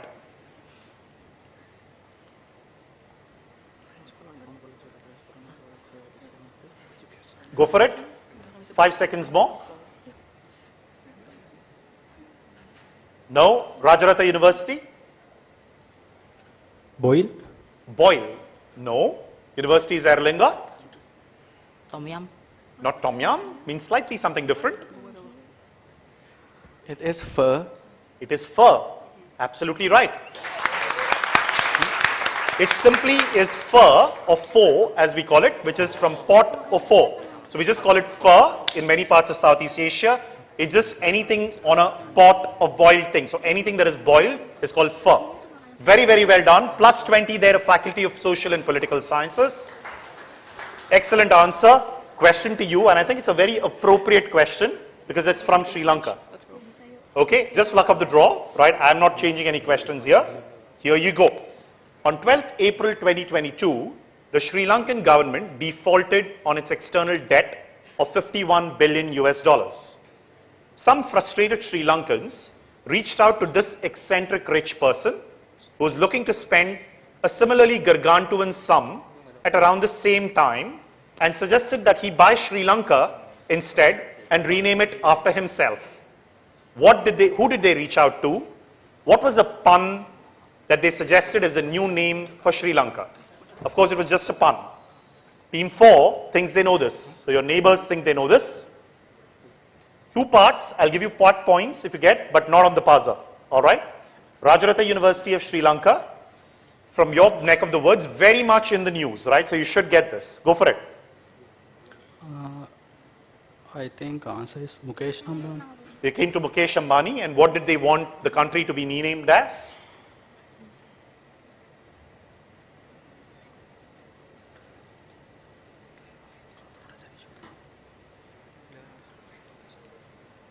Okay, not the right answer. We'll go to University of Dhaka, who had buzzed. Go for it. We just know the first part, Elon Musk. Elon Musk. What's the punny 2-word name? Try with Elon Musk. Create a pun. I'm going to say this carefully so that all of you are listening. Try with Elon Musk and create a pun. One of the names in which we know Sri Lanka. Ceylon. I want the pun. Okay, folks, 5 more seconds. Elon Musk and the pun.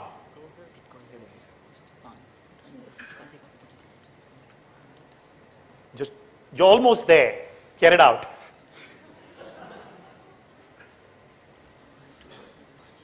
Okay, unfortunately, I have to give you a -10, right? It's next to, sorry, Universities Erlanger. Comes to you.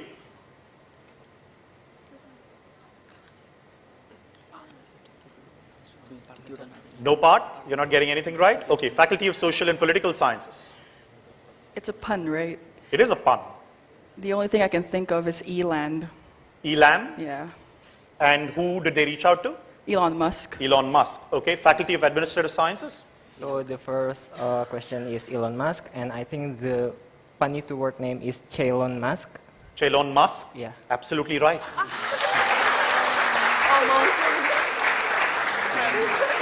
Okay, so there's a bunch of folks on the internet who said, look, if you're spending about $45 to $50 billion on buying Twitter, that's exactly the debt Sri Lanka has. Why don't you go ahead and buy Sri Lanka, right? And just rename it after yourself because you are narcissistic, right? And call it Elon Musk, right? So good answer, +20 to you, right? Faculty of Administrative Sciences. But we're going to give you 10 points, Rajarata University of Sri Lanka, because you got Elon Musk right. No, you got Mukesh Ambani, sorry. You got it, but unfortunately you did it on the buzzer, right? So only 20 points to Faculty of Administrative Sciences. We finished this round. Here are the scores. Okay, very well done. This is interesting. In the last time, this was the left-hand side completely doing very well. This time it's the right-hand side and the left-hand side. So, Faculty of Administrative Sciences, you're leading. Are you surprised yourself? They're like, really? We're leading? Yes, you are. Right? Not me. It's him. It's him. I'm just happy to be here. He's just happy to be there. No worries. You always need cheerleaders for every gang. All right, University of Dhaka, I think you're at 20. -20. Ooh, 2 negatives. All right. And then you've got, Faculty of Social Sciences, you got 10 points, is it? Because you got a negative 20. Okay, 1 question right. All right. So all of you know your scores. Let's go anti-clockwise. Start with you. From a different part of the Indo-Pacific, but very guessable. If you've seen a recent movie, you should get this answer right. Okay? Here you go. Transport engineer E.G. Nakatsu attended a lecture on birds and noticed how the kingfisher has a splashless entry into water thanks to its uniquely shaped beak. What did he design in Japan basis this? Anyone buzzing? What did they design? Remember, he was a transport engineer. So what did he design based on the beak of the kingfisher? Team 3 has buzzed. Okay, Faculty of Administrative Sciences. But question is to you first. Yes, Rajarata. Is it bullet train? It is bullet train. Very well done. It is. The kingfisher-shaped beaks for the Shinkansen or Japan's bullet trains. If you've seen the recent Brad Pitt movie Bullet Train, you see the Shinkansen right in that every single time, right? Very well done. +20 to the Rajarata University of Sri Lanka. Question coming to you, University of Dhaka. Here you go. Lapu-Lapu was the chief of Makatan in the Visayas Islands in the Philippines in the 16th century. Team 2 has buzzed. Whom did he defeat in the Battle of Mactan? So you will see Lapu-Lapu's, statues across Philippines. I'm sure the Filipinos who were there would, agree. I can see them laughing and saying, oh, I wish that question came to us, right? But who did he defeat in the Battle of Mactan? If you don't get it right, we'll go to social and political sciences from Indonesia, University of Dhaka.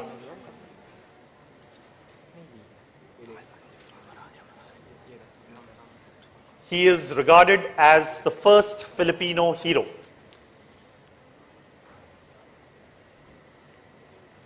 Take a guess. Dhaka University? No? Okay. Faculty of Political and Social Sciences. Magellan. Magellan is absolutely right. Very well done. This is Ferdinand Magellan. Lapu-Lapu and the Spanish forces, which delayed the occupation of Philippines by Spain for over 40 years, thanks to him. 20 points to you. Very well done. Question now to Faculty of Administrative and Social Sciences. Okay. Here's a question from the US. This is Carolyn Kennedy, who's the current US ambassador to Australia. By the way, she's the daughter of John F. K. Kennedy as well, and Jacqueline Kennedy. Her picture as a child apparently inspired a very, very famous song from the 1960s. Which song and singer? I'm okay if you just gave me the song or the singer. Won't be too picky, even if you buzz. It's likely that if you know the song, you'll know the singer. Very much in the question, take an inspired guess. Read the question carefully. Carolyn Kennedy, who's the daughter of John F. Kennedy Jr. and Jacqueline Kennedy, current US ambassador to Australia.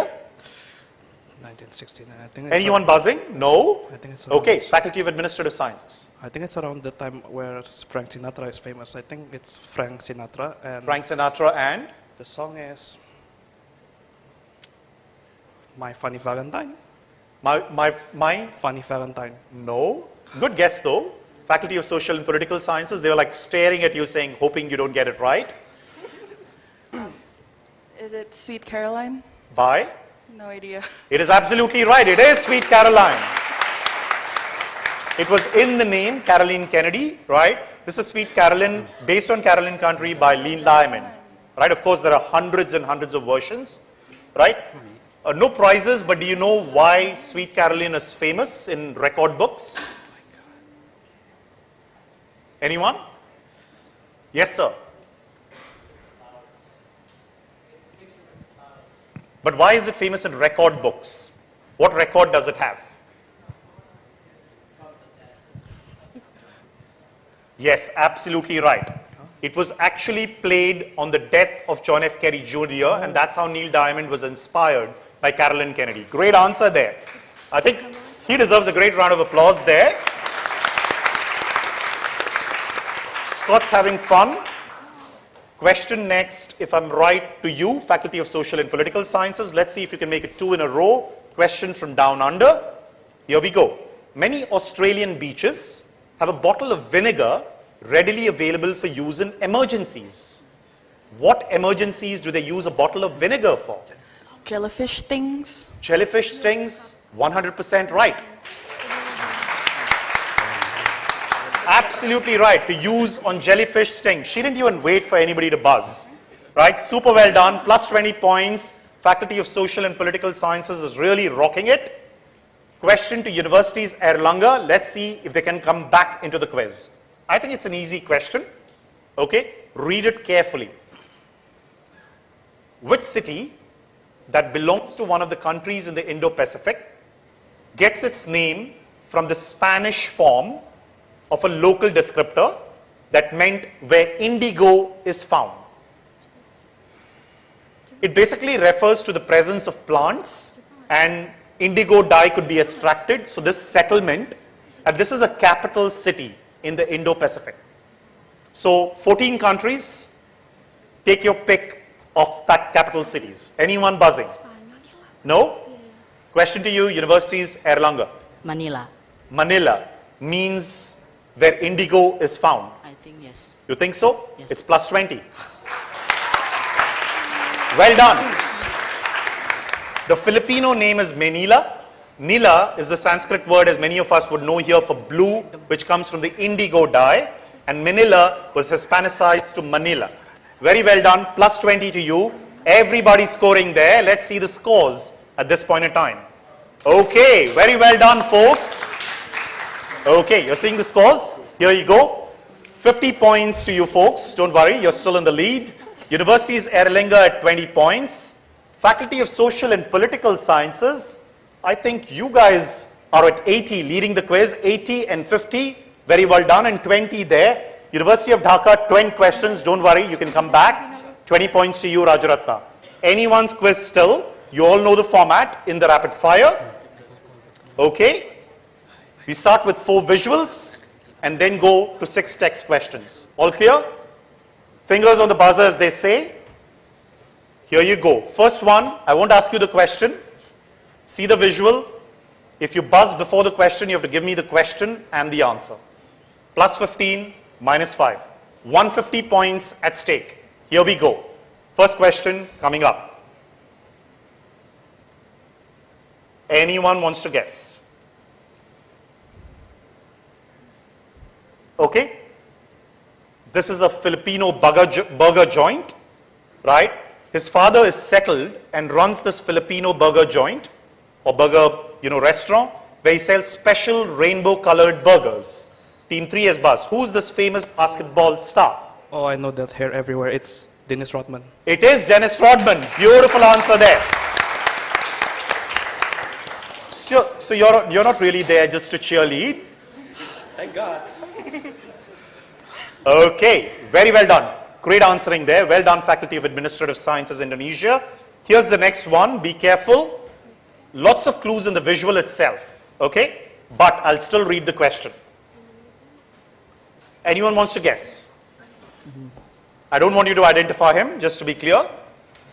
Okay, this is Faik Bolkiah, a footballer who currently plays for Chonburi, the football club in Thailand. Despite a very short career so far, he's often described as the richest footballer in the world, worth an estimated $20 billion. What is the reason for this extremely high value? Faculty of Social and Political Sciences. Because he is related to Sultan of Brunei. Absolutely right. Beautiful answer. Very well done. He's part of the royal family of Brunei. In fact, he's a nephew of the Sultan of Brunei, Hassan Lal Bolkiah. Right? And as a result, his net valuation is $20 billion. And as a result, he's also the richest footballer in the world. Okay. The next question, I would request you to really wait for the question. Okay, there are two parts to the question. It's really easy, but you can go wrong. Okay, ready? Here you go. See, I can see all the Indonesian teams smiling, but that's not the question. The question is, identify this current head of state, but what two-word nickname did he get thanks to his similarity with another world-famous head of state, former head of state? He looks almost entirely like him. Wow, there's like actually University of Dhaka buzzing, but they have to, if they need to get back to the quiz, go for it, University of Dhaka. Barack Obama. But tell me, who's this current head of state? Joko Widodo. Joko Widodo, but what's his nickname? Nickname. Yep. I won't be very harsh, so if you get it partially right, you said Barack Obama, so what is he called? He's called Joko, that's his normal nickname, right, in Indonesia. But others know him because of his similarity to, as you said, Barack Obama. What would he be called?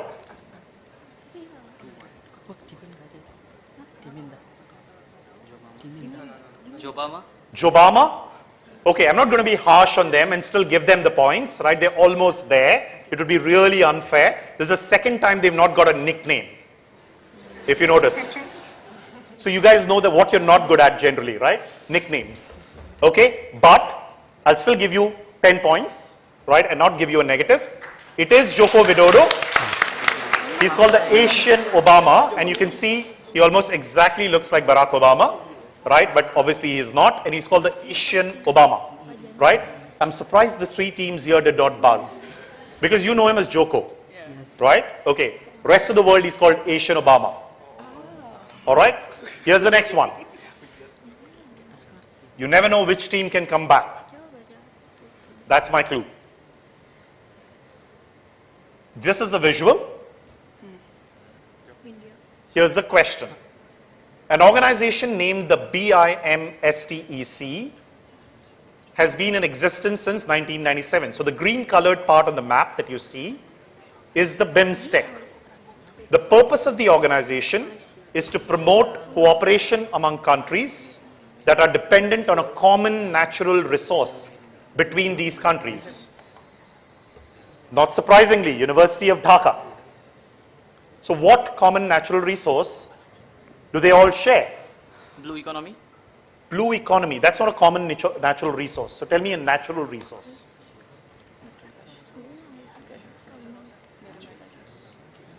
Quickly, please. Natural gas. Not natural gas. Sorry, I'll have to give you a -5. Team 2, we can't take another buzz because the question has been asked. audience. No prizes, but let's see if someone gets this. Yes, sir. Got to be louder. Here. This person here. Ivory? No. The person in the green shirt here. It's the Bay of Bengal's rim. Absolutely, it is the Bay of Bengal. Right? Bay of Bengal is the common natural resource. It's called the Bay of Bengal Initiative for Multi-Sectoral Technical and Economic Cooperation. So it's similar to marine. Sorry? Blue economy. Yeah, it could be similar, but in a quiz you need to get the answer right. Yeah? Bay of Bengal has got nothing to do with blue economy, right? It promotes blue economy, but the full form has Bay of Bengal, right? Okay. Let's see the scores.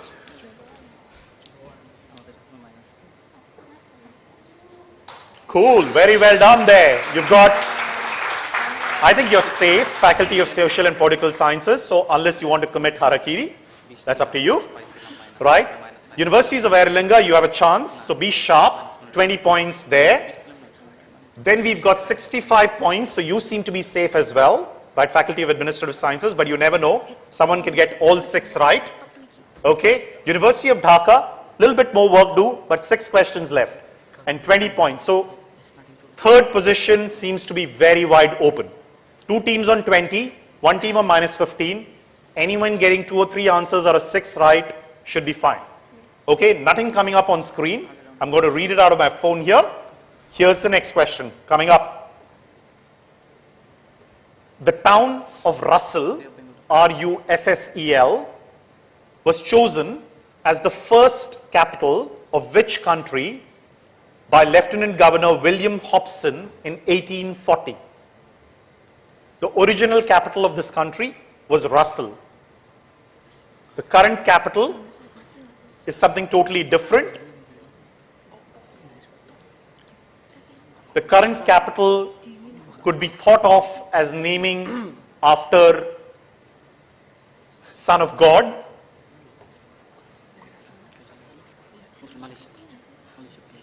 I just want the name of the country. One of the 14 Indo-Pacific countries. Nothing to lose. Some teams, you should be brave now.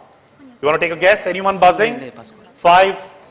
Okay, University of Dhaka, good choice because you have nothing to lose. Go for it. Putrajaya, Indonesia.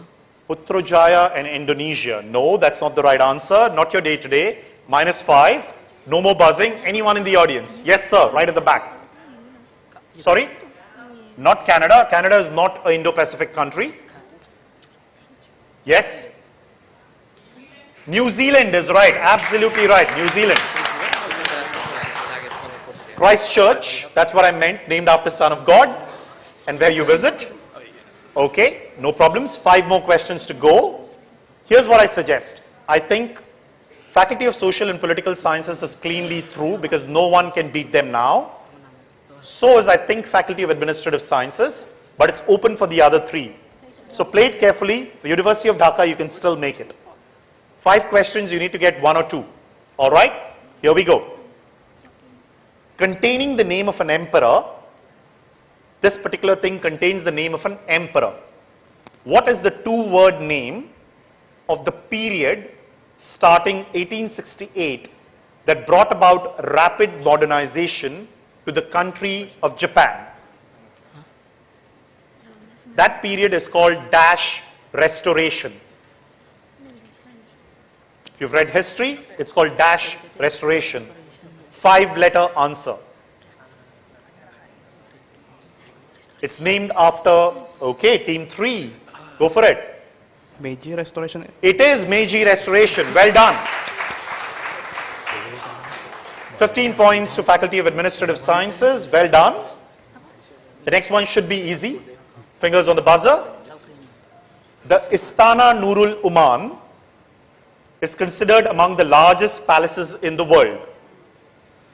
It's also the official residence of the head of state of which country? Team 3 is again buzzing. Brunei Darussalam. It is Brunei. Absolutely right. Brunei Darussalam. Okay, these guys have decided they are going to beat you. Right, doesn't matter. They want to be number 1 here. You never know. Faculty of Social and Political Science. Yeah, it's fine. As far as we are in the top 3, it's good. Okay. On the last two questions, I would suggest both of you do not buzz. Okay? Because we want to decide who will be number 3. It's between universities Erlanga, Rajaratha University and University of Dhaka. Let's see the scores. 20 points to Universities of Erlanga, 20 points to Rajaratha University and minus 20 to you. You need to get 2 questions right to tie with the other 2. Both of you need to get 1 question right to make it. Okay? Here's the question. With an estimated 90% of the population following this religion, which is the most followed religion in the country of Thailand? Which is the most followed religion in the country of Thailand? Anyone buzzing? No, you've not buzzed. I've not heard anything. Team 1. Buddha. Buddhism or Buddhism. Buddha? Buddha. Absolutely right. Plus, We did buzz, but we didn't word it. I got 1 here. We did buzz, but it didn't sound actually there. Okay, did you have it right? Did you have Buddhism? Yeah. Okay, I'm just going by whoever buzzed here. It was 1. You can come and see it. I've not reset it. Okay. Plus 20 to you. However, they can tie with you as well. Okay, so it's anybody's game. Let's start. Draupadi Murmu is the current president of India. Prior to her, how many female presidents has India had since independence? 1. I didn't even say it was you because somebody else buzzed faster than you. So you have to wait. We buzz, but it's not working. No. See, you have to see what's the buzzer here. It's 5. It doesn't matter. You can come and see here. It's 5. See, you have to understand whoever buzzes first is what comes here. So you're not supposed to give me the answer. Team 5. What's your answer? Please wait because you can see here it's team 5 that's buzzed first. Yes, team 5. 1. I couldn't hear you. 1. 1. Do you know who it is? Doesn't matter. That's one of the answer. That's Pratibha Patil. It is 1. That's an interesting situation to be in. Let's see the scores. See, yours is coming now. It's team 4. It's just that they buzz faster than you, nothing else. Okay? So the buzzer will cut as soon as, they buzz faster than you. So please wait for who's buzz first. Yeah? Okay. You're on a tie, if I'm right? No? Yes. 2 teams are a tie at 35 points each. We'll play the tiebreaker. Is that okay? All right. I'll ask a question. Whoever answers it correct gets in. Whoever answers it wrong, you're out. Okay, so be careful. If nobody answers, we go on. All right. First tiebreaker of the quarterfinals. This is exciting. Here's the first question coming up. The name, nothing on screen. The name of the currency of this country comes from the bronze material with which the coins were made. The bronze material with which the coins were made. It's only between Rajaratha and University's Erlanga. 4-letter answer. Anyone going? Remember, if you get it wrong, you're out. Big pressure. Okay, team 1 still buzzing. Go for it. Bath. Not bath. Unfortunately, not bath. Team 5, you don't need to buzz, right? Because they've already got it wrong, so you're automatically through, right? You still want to buzz and get a negative?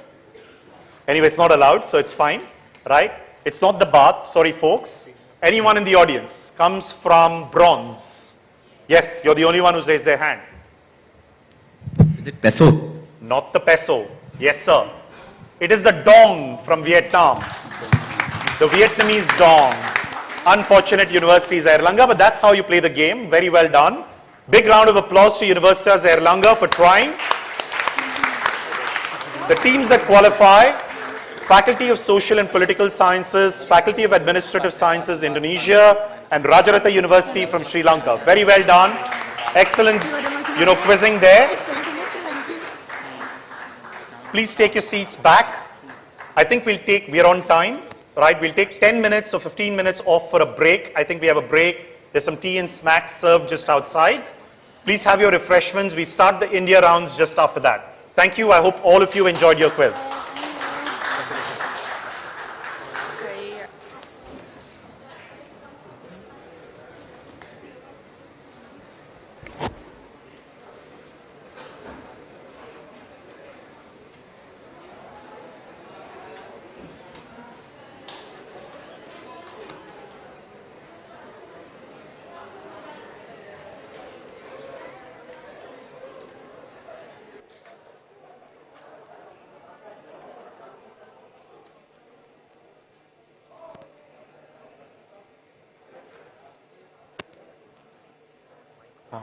Battery ये निकाल दीजिए mic चाहिए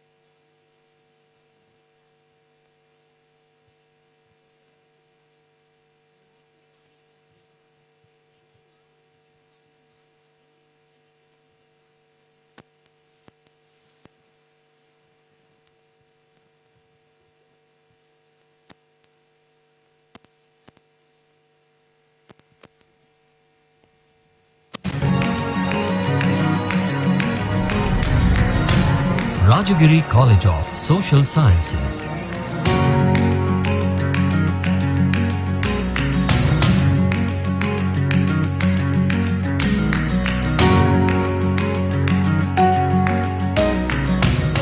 안녕하세요. Welcome to Rajagiri College of Social Sciences, Kochi. The reason why I choose to come to Rajagiri is that this is one of the few premier institutions in India where you get the international professional certifications, along with your major degree. Coming here from Kenya was a tough decision to make since everything here will be new. I mean, the land, the culture, the people, food, everything. But since I joined, I've continuously received enormous love from my new friends, and the support of my faculties really made me feel home away from home. When I joined for BBA, RCS also offered me CIMA UK, an integrated professional qualification program along with BBA. At Rajagiri, the students of business administration gets an exemption for 9 papers along with their annual subscription and registration fee, which is nearly £200 waived off for their CIMA program. Here in Rajagiri, along with BCom Model 2 Finance and Taxation, I am getting certified as an ACCA professional at the end of this course with 9 paper exemptions out of 30. ACCA and CIMA qualifications provide gamut global job opportunities which helps us to work and excel in the global arena. As the world drives ahead to a data-driven future, business analytics is one of the essential critical skills. At Rajagiri, we have expert faculties both national and international who help us gain practical exposure in analytics and digital marketing along with BCom Model 1 computer applications. Along with my studies, which is BCom Model 1 Finance and Taxation with Chartered Accountancy, I get to be part of something bigger than textbooks and classes here at Rajagiri. Every year, every member of the Rajagiri family has the chance to be part of many national and international fests hosted right here on the campus. Here we have Splendore, Riddle, Magne, Zaysta, Duty, Euphoria, Inflore, RBL, Rural Sensitization Camp and many more. I am Ms. Johara from Syria. I am studying BBA integrated with SIMA. التعليم ممتاز جدا في الجامعة والمعلمون والطلاب لطفاء وجيدون. Hello, my name is Lini. I'm from Sri Lanka and I study at Rajagiri, and people are very friendly here and I made a lot of memories. Come, join us in this journey to learn, serve and excel. Rajagiri College of Social Sciences, creating leaders of tomorrow.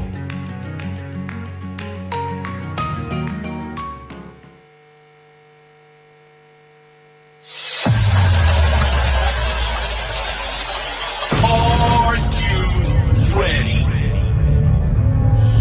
10, 9, 8, 7, 6, 5, 4, 3, 2, 1. Let's go! Light is a personification of the rainbow and a messenger of the gods, often represented either as a rainbow or a beautiful young maiden with wings on her shoulder.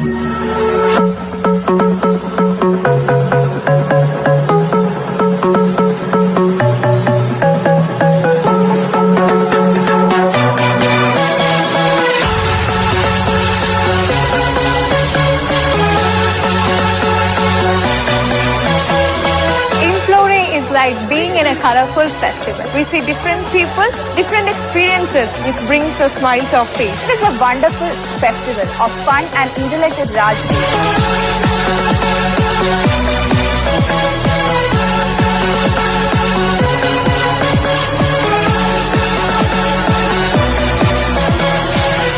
Fantastic first day. We are right now in Inflora. I'm from Delhi. I'm from Bangalore.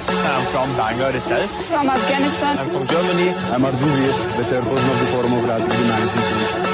After 2 years, we are completely offline Inflora, and we are so happy and proud that we could pull off an amazing event.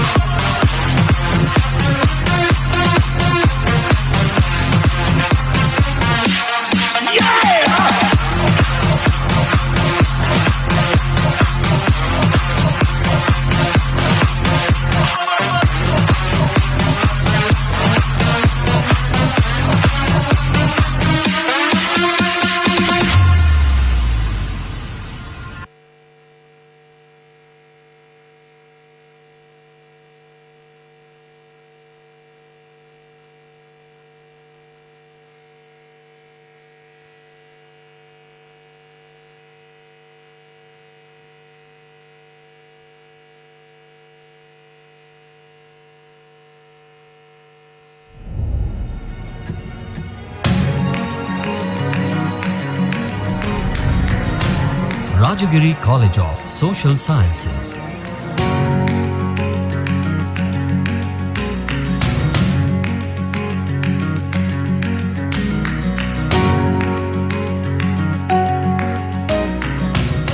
안녕하세요. Welcome to Rajagiri College of Social Sciences, Kochi.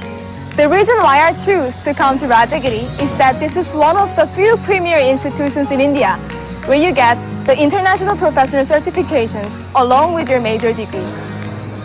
Coming here from Kenya was a tough decision to make since everything here will be new.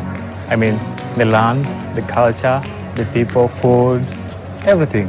But since I joined, I've continuously received enormous love from my new friends, and the support of my faculties really made me feel home away from home. When I joined for BBA, RCSS also offered me CIMA UK, an integrated professional qualification program along with BBA. At Rajagiri, the students of business administration gets an exemption for 9 papers along with their annual subscription and registration fee, which is nearly £200 waived off for their CIMA program. Here in Rajagiri, along with BCom Model 2 Finance and Taxation, I am getting certified as an ACCA professional at the end of this course with 9 paper exemptions out of 30. ACCA and CIMA qualifications provide gamut global job opportunities which helps us to work and excel in the global arena. As the world drives ahead to a data-driven future, business analytics is one of the essential critical skills. At Rajagiri, we have expert faculties, both national and international, who help us gain practical exposure in analytics and digital marketing along with BCom Model 1 computer applications.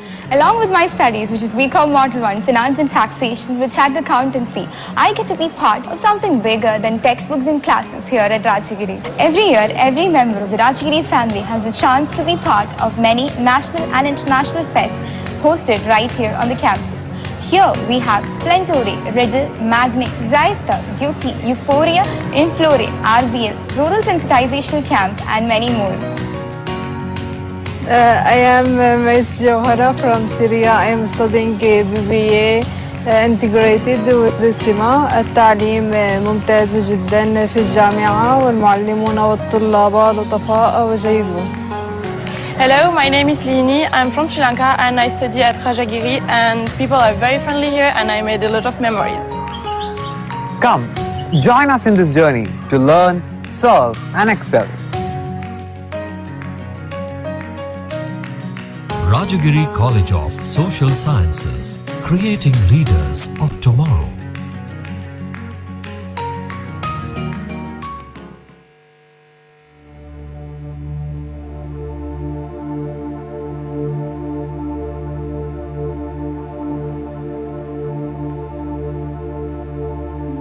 As a proud alumnus of Rajagiri, I'll always cherish the memories of my student life spent here, every minute of it.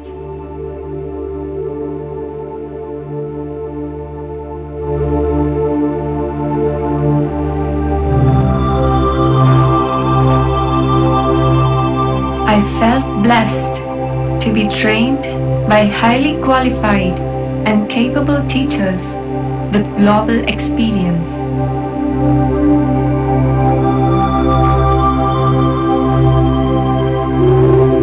I loved the facilities I had at my disposal and its widespread and picturesque campus.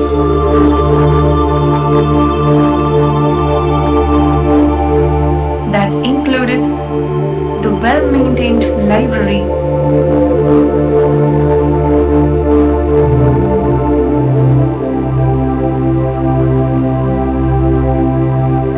most advanced classrooms,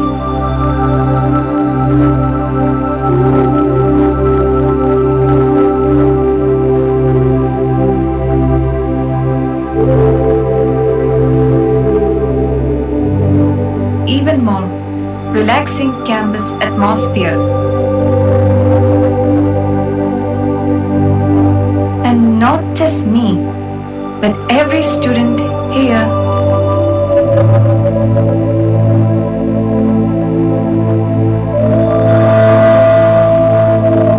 is guided achieve their goals through different workshops, seminars, and meetings.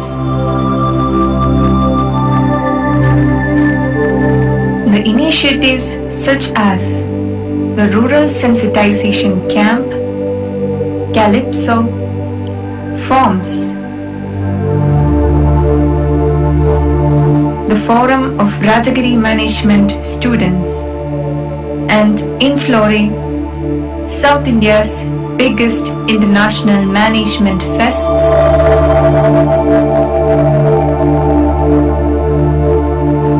it all gave us an opportunity to better ourselves.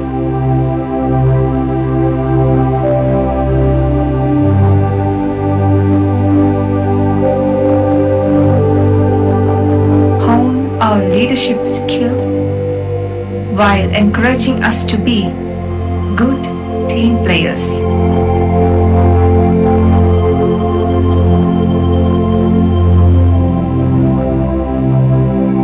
It all helped us to change from vulnerable beginners to bloom into bolder personalities.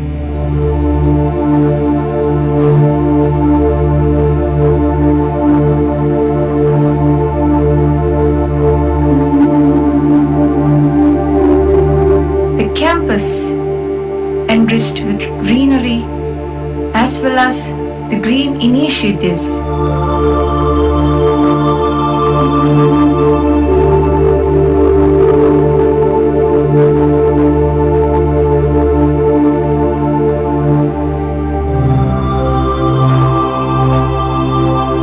such as the animal farm to the recycled campus decor,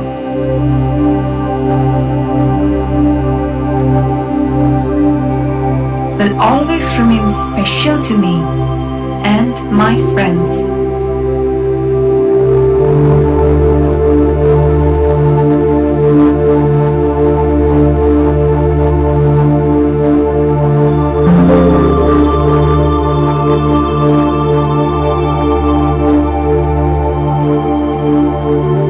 Thank you, RBS, for all the memories.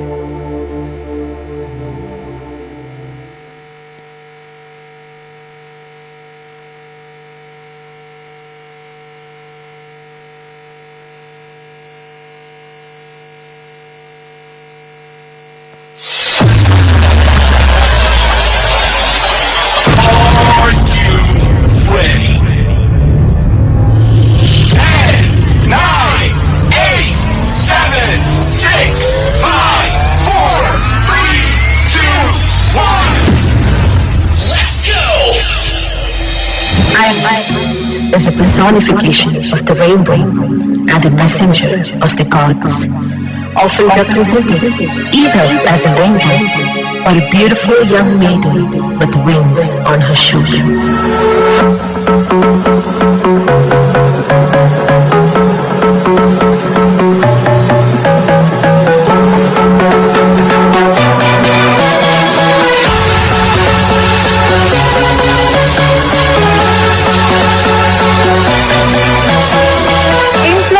Like being in a colorful festival. We see different people, different experiences, which brings a smile to our face. It is a wonderful festival of fun and intellectual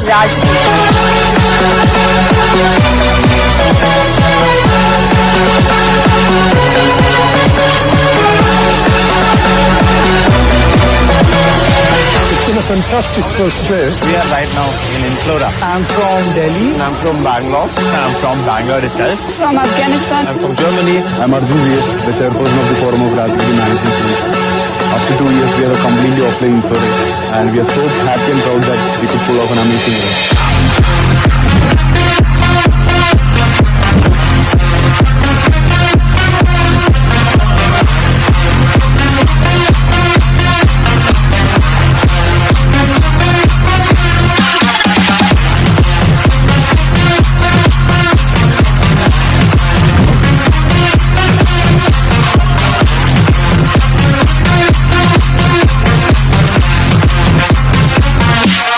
Yeah!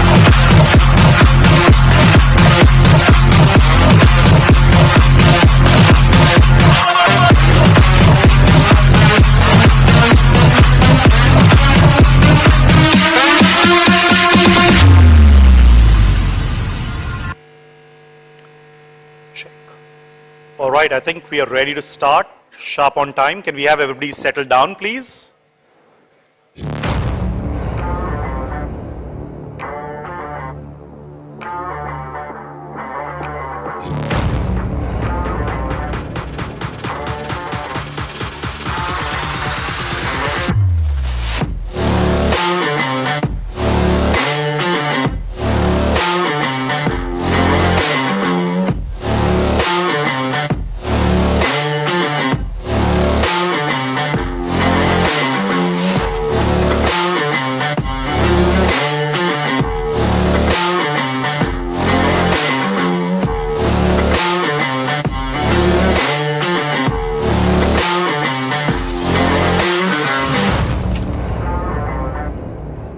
We all set for quarterfinal 1 for the India teams.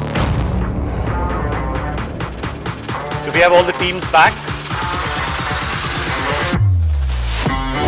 Can we switch back to my laptop?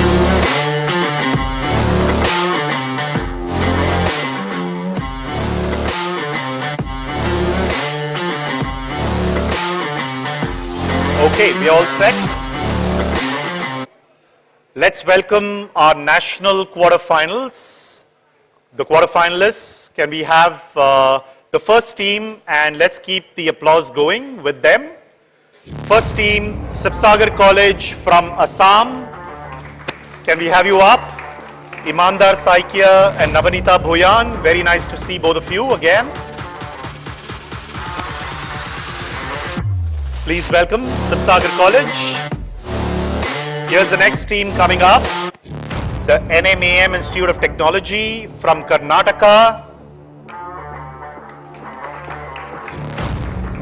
Shri Krishna and Swastika, welcome. Shri Krishna, the Chinaman.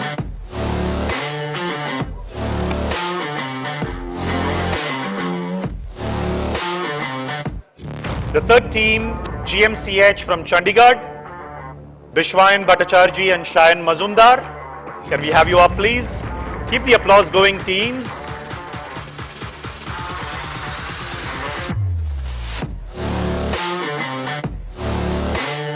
The next team, Odisha University from Bhubaneswar, Odisha.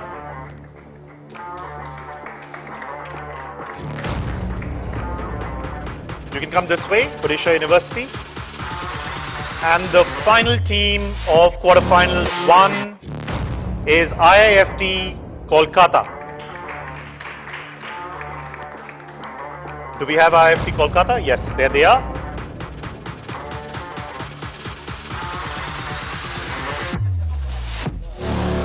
Oh, you're from Guwahati. Sorry, my bad. Okay, so we have the Government Medical College Hospital from Guwahati. Right, Sibsagar College, NMAM Institute of Technology, Odisha University, IIFT Kolkata. All right, let's do quick buzzer checks. Let's start with Sibsagar. Introduce yourselves. Hello everyone. Hello everyone. I am Imandar Sikya from Sibsagar College, Assam. Hello everyone. I am Nabanita Bhuyan from Sibsagar College, Josagar. Welcome Sibsagar College. Hi, I am Sri Krishna from Nitte University. Hello everyone, I'm Swastika from NMMIT, Nitte University. Welcome both of you. You want to buzz? Working fine. GMCH Guwahati. Keep the mic on. Yeah. Hello everyone, I am Bishail and I am a student of Guwahati Medical College. Hello everyone, this is Sayan from Guwahati Medical College. Welcome Guwahati Medical College, Odisha. Hello everyone, this is Mohammad Adib Azil. Hello everyone, this is Mohit Kumar. We are representing team Odisha University of Technology and Research. Welcome Odisha University. Yes, your buzzer works. You want to try once more? 4, it's perfectly fine. Yes, IIFT Kolkata. Working fine. I am Sahil Ramchandani. And I am Aditya Karmakar from IIFT Kolkata. Welcome Sahil and Aditya, well done. You made it thus far. Great to see all 5 teams. You know the format, so nothing different.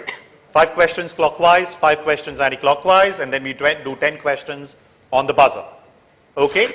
All the international teams, the Indian teams are generally far more excitable, right? So you will find a different way in which they quiz, right? So do interact with them. I'm sure all of you had a good time interacting with them over the last 24 to 48 hours and so on. In fact, some of them have traveled about the same time as you've taken to reach here, right? So someone from Guwahati and Odisha, there are no direct flights. So they must have taken a couple of journeys and taken a few more hours as well, right? So thank you for making it, right? All the best to all of you. Yes, that can be louder actually.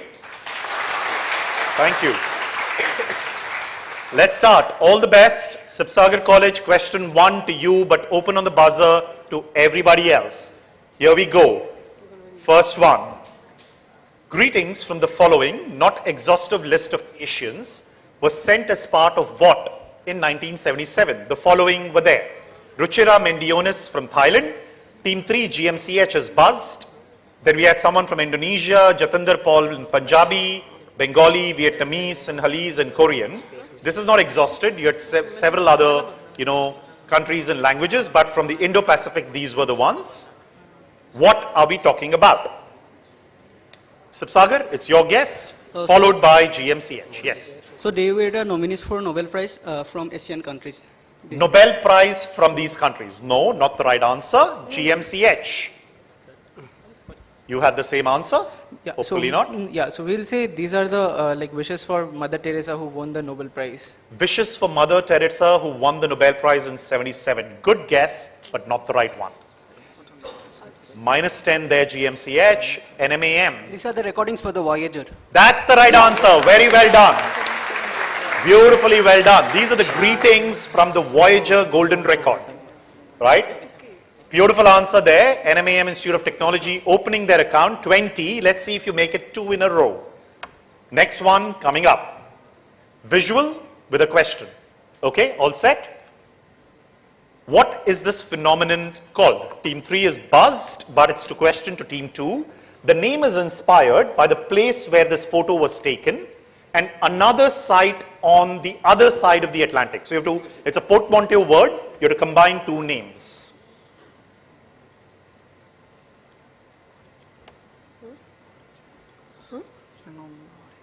What is this phenomenon called?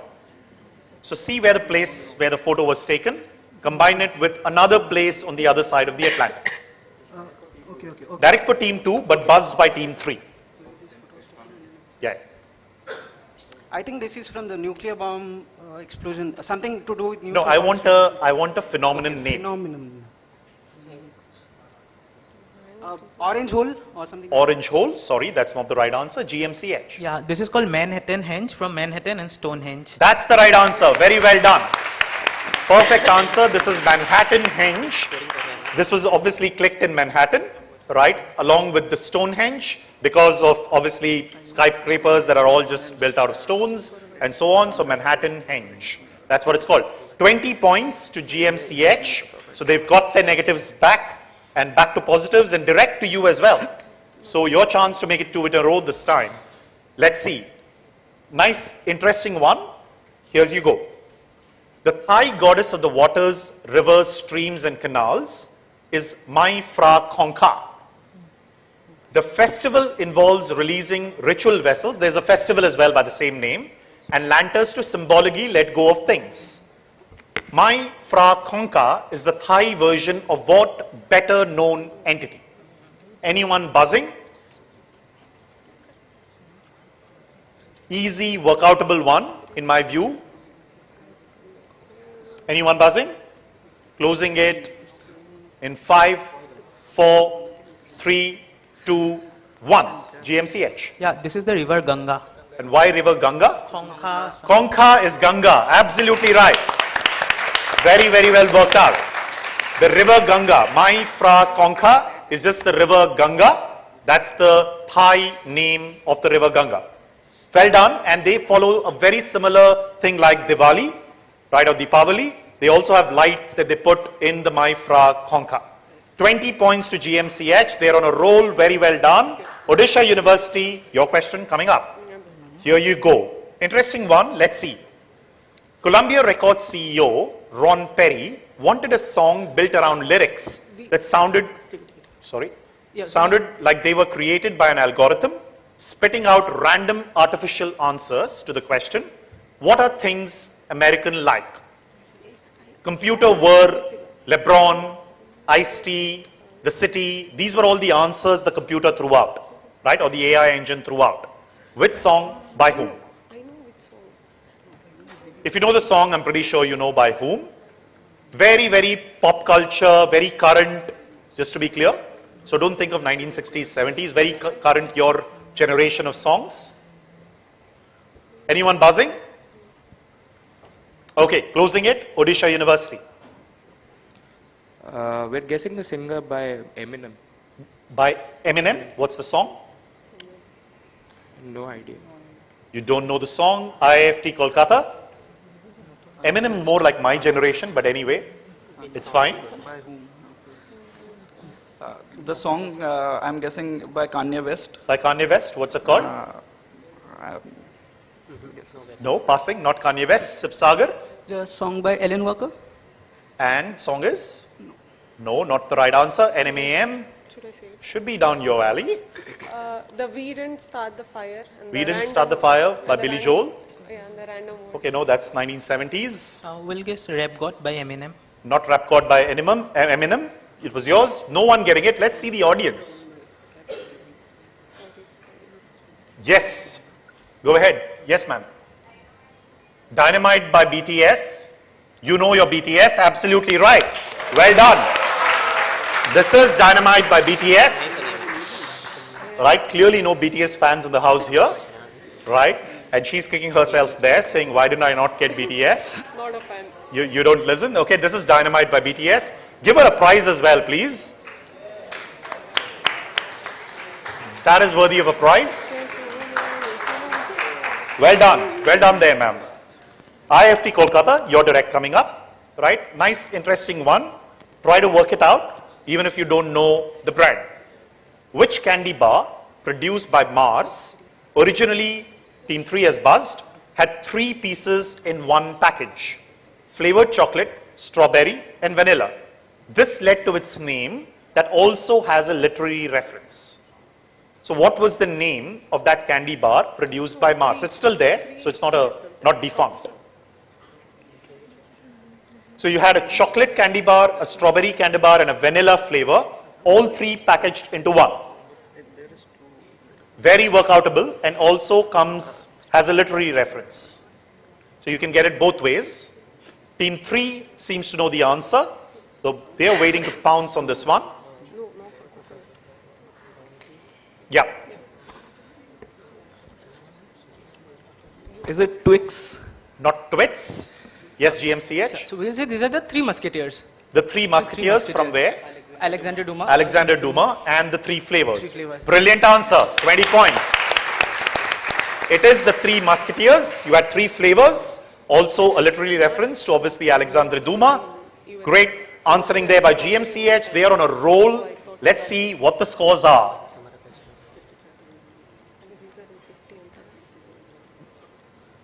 Whoa, you have 50 points with GMCH, already leading.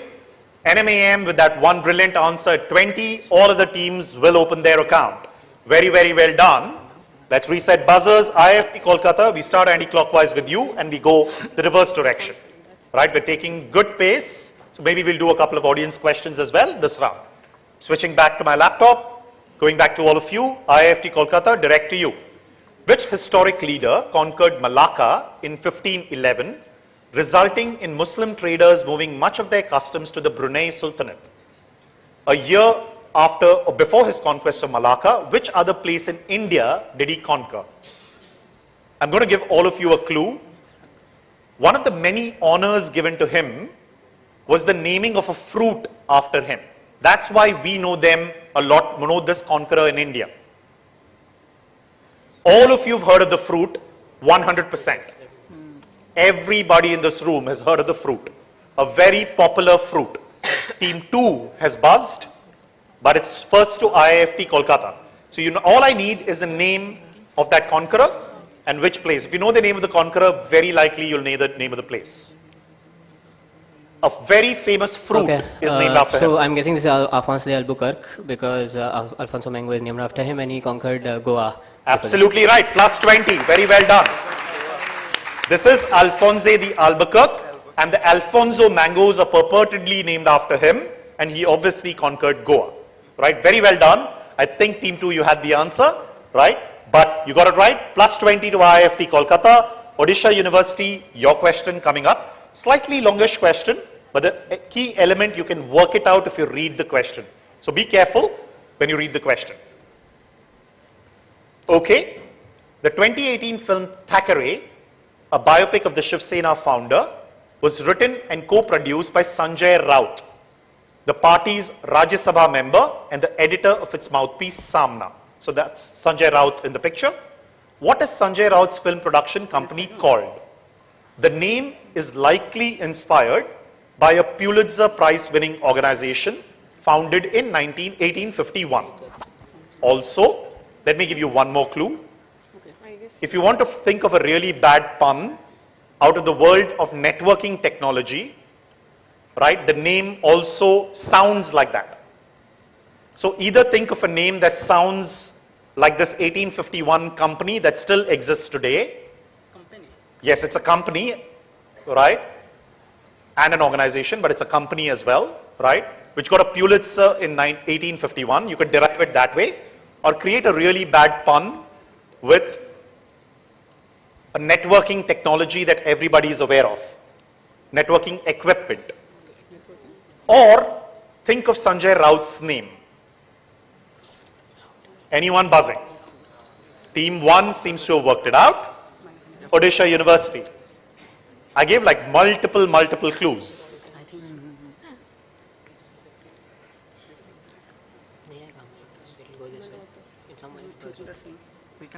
Yes, Odisha. No negatives for you, so you can guess. No signal. No signal? No. No signal on that one. Sipsagar? Router from Reuters or router, that's the. Router from router or Reuters? Yes. Beautifully worked out.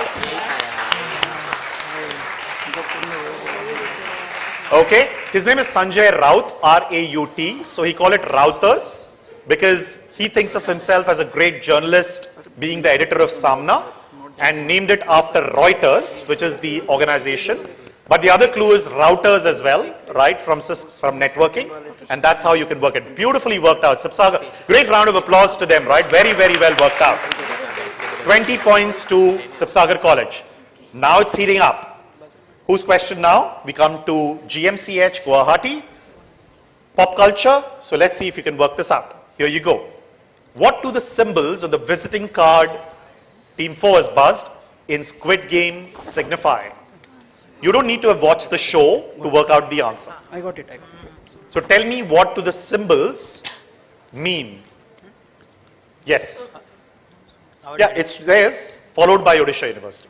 Yeah, so these are the symbols on the PlayStation symbols, joystick symbols. The PlayStation joystick symbols. You read the wrong website. Sorry, not the right answer. Odisha University. The Squid Game where it is played, these are the boundary symbols. The boundary symbols? Yeah. What do you mean by boundary symbols? Means whenever it's played, like we draw the boundaries in which it can be played, it's similar to that. These were Unfortunately not right, not even close to the right answer. All these are urban legends, that's not why those symbols were there, right? It's a very simple answer. NMAM Institute of Technology, passing back to you, no negatives when you pass. So take a guess. Everybody should watch Squid Game, hopefully, right? If you haven't, right, please go watch it, right? And these are the symbols on the Squid Game. So it's nothing to do with PlayStation, that's an urban legend, nothing to do with the boundaries. All that is part of the game, but that's not the origin of this. Yes? SOS? SOS, yes, in that game, they do have SOS, but not the right answer. Sipsagar College? The 3 gifts of death. The 3 teams of death. Gifts. The gifts. So what are the gifts? They get a circle, they get a triangle and a square. Basically, it's from the Harry Potter franchise. There was 3 gifts of So death. can you be louder, please? I can't hear you. So from Harry Potter franchise, there were the 3 gifts of death. They were represented by. Oh, the 3 gifts of the Magi, those side of gifts. No. IIFT Kolkata.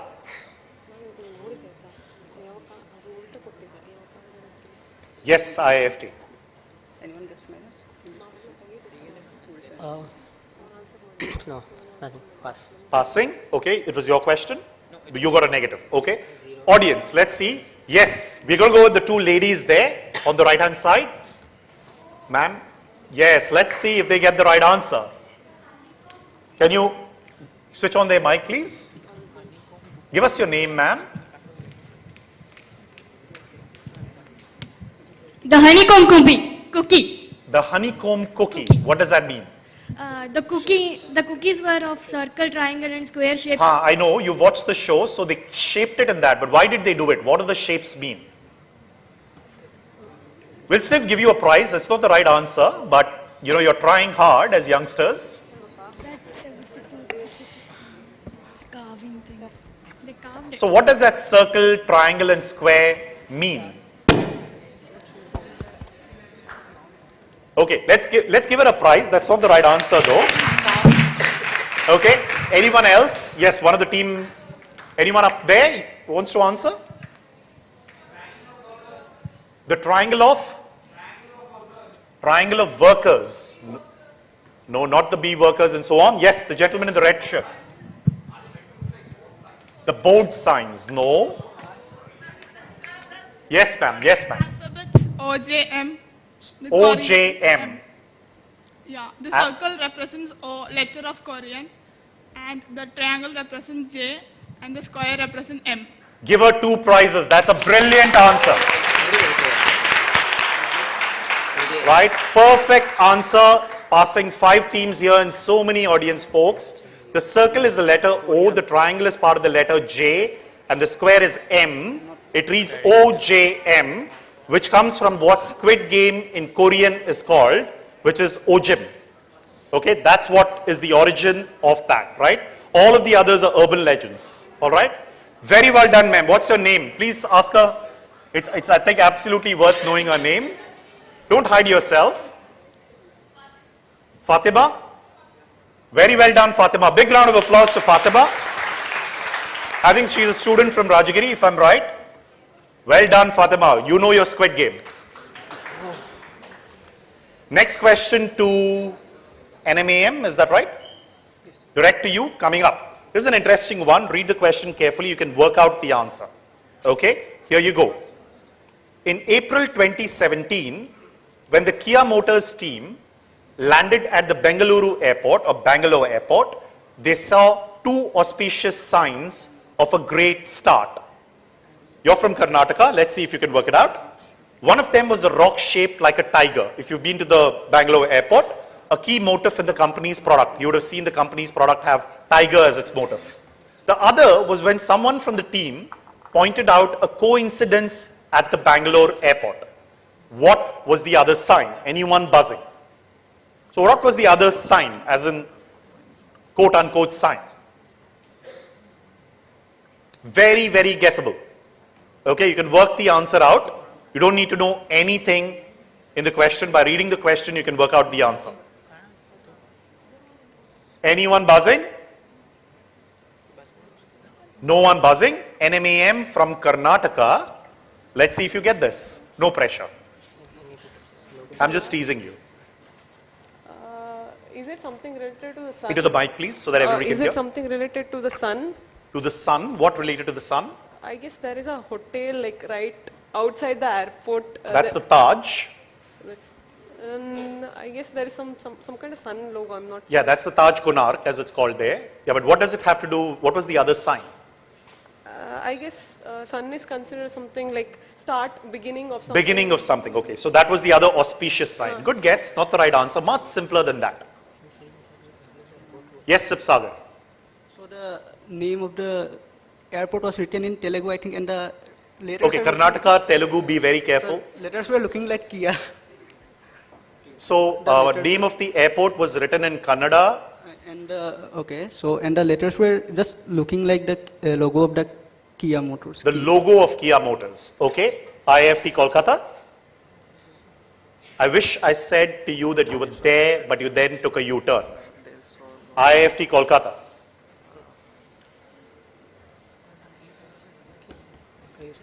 Odisha University, that's what Indian teams do when they know their answer or they think they know the answer. They're like, why is it not coming to me fast enough? Right? IIFT Kolkata. Yeah, our guess was somewhat similar, that the Kannada script, the way it is written, the Oh, if it was Kannada script, I would have given it to them. No, Don't as in worry. the calligraphy, the way it was written. Nothing to do with calligraphy. Odisha University. KIA, Kempegowda International Airport. That's all. As simple as that. As simple as that. Right? KIA. They come out of the airport. They saw Kempegowda International Airport, Kia. What other auspicious sign do you want? Right? As simple as that. Plus 20 to you, Odisha University. They are heaving a sigh of relief. All your negatives gone, hopefully. Plus 20 there. I think final question to you, Sabsagar. Okay, interesting one. Read it carefully. You can work it out from the visual. Okay, here you go. The cricket team representing South Australia in the Australian first class cricket competition and 50 over tournament is called West End Dash, where the blank refers to the name of a highly venomous species found in South Australia. You can see that species. The name of the species is reflected in the team's colors and also on their crest. Using the below pictures as clue, identify the name of the species. I'm giving you 2 clues.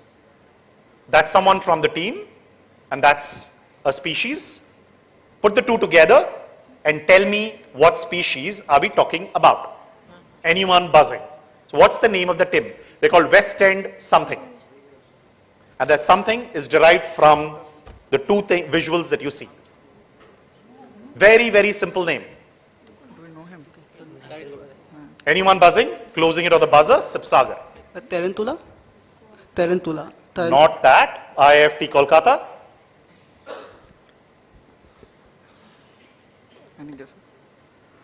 Is it arachnid? Arachnid. None of you are seeing the visual. So we are guessing the spiders like black widow, so West Wind widows. The West End Widows. How would that cricket team name really sound? But good guess. You're at least working it out right. GMCH.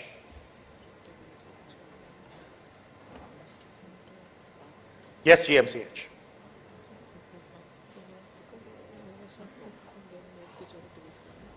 We'll say West End Devils from West End Devils. No. You have to work it out from the visual like they did, right? Like they said something about widows.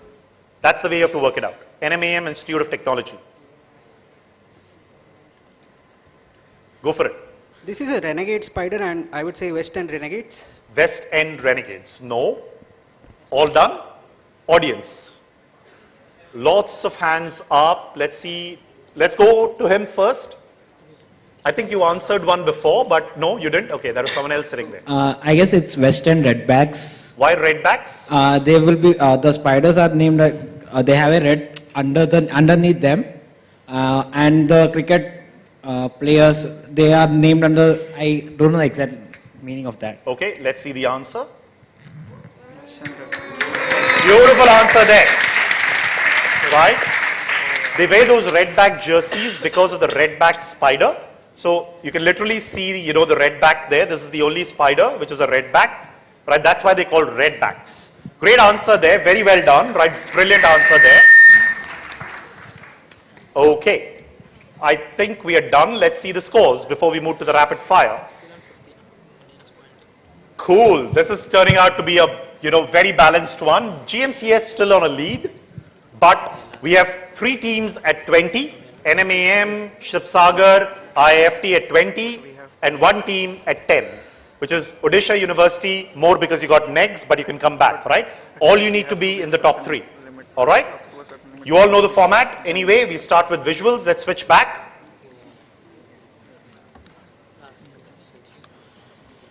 Please switch back to my monitor. Perfect. All of you can see my screen. All good. You know the rules, plus 15, minus 5. I'll show you the visual without the question, but please wait for the question. All right? Here you go. First question coming up, plus 15, minus 5 for the quarterfinals of the India round. Here you go. Anyone wants to guess just with this? You see 10 things. Here's the question. This is the Google search trends for the topic recipes for the year 2020. Team 4, which is Odisha University. Which Dalgona. recipe? Dalgona. Dalgona from Dalgona Coffee, plus 15. Very, very well done. All of you would remember Dalgona Coffee and then we forgot about it. Okay, everybody would have tried this during, the pandemic. It was the first top one in 2020. After that, everybody forgot about Dalgona Coffee. Okay, interestingly, it also comes from one of the Indo-Pacific countries, which is South Korea, and that's why the question in the Indo-Pacific quiz, right? Well done. Plus 15 to Odisha Universities. Beautiful answer there. Next one, if you don't get it from the question, I will add a very easy clue. I'm just telling you up front. Okay? Here you go. Hopefully nobody's going to guess just with this, but if you want to, it's up to you. Here's the question. And I'll give you more clues after the question, if you want to wait. On what, okay, Team 4 has decided to buzz. On what religious occasion does the bilby come to fore in Australia? This is Easter. And why? Bilby, actually, they don't have the bunny, right? Like the Australia's equivalent to bunny is bilby. Brilliant answer. Wow. I was almost going to show you the picture of a bunny as well later, right? And say, while the rest of the world tends to use another creature, Australia uses bilby. Do you know why they don't use anything else? That is right, absolutely, right? Because the other creature is considered feral, right, which is bunny, right? They use Easter bilby and not Easter bunny, all right? Everybody else, as we all know, we are in a college that surely celebrates Easter, right? And we use the Easter bunny. Everywhere else in Australia, they use the Easter bilby. Great answering. They are on a roll, Odisha University, plus 15. Here's the next one. Be careful. Again, but if you want to buzz on the visual, you have to give me the question as well. Okay? Here you go. Anyone was, buzzing with this? Here's the question. What was the name of the first frequent flyer program of Sri Lankan Airlines? It's also the name of their in-flight magazine from the airline. I'm not sure if this team from Sri Lanka traveled using Sri Lankan Airlines. I'll add one more clue, which could be very crucial. One could say, right, this was also the original name by which Sri Lanka was known. Team 2 has buzzed. Don't say Ceylon, please.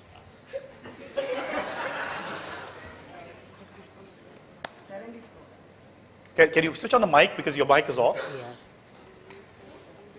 Serendip programs. Serendip program, and that's where the word serendipity comes. Yeah. Serendipity is going to hit all other 4 teams because you're absolutely right.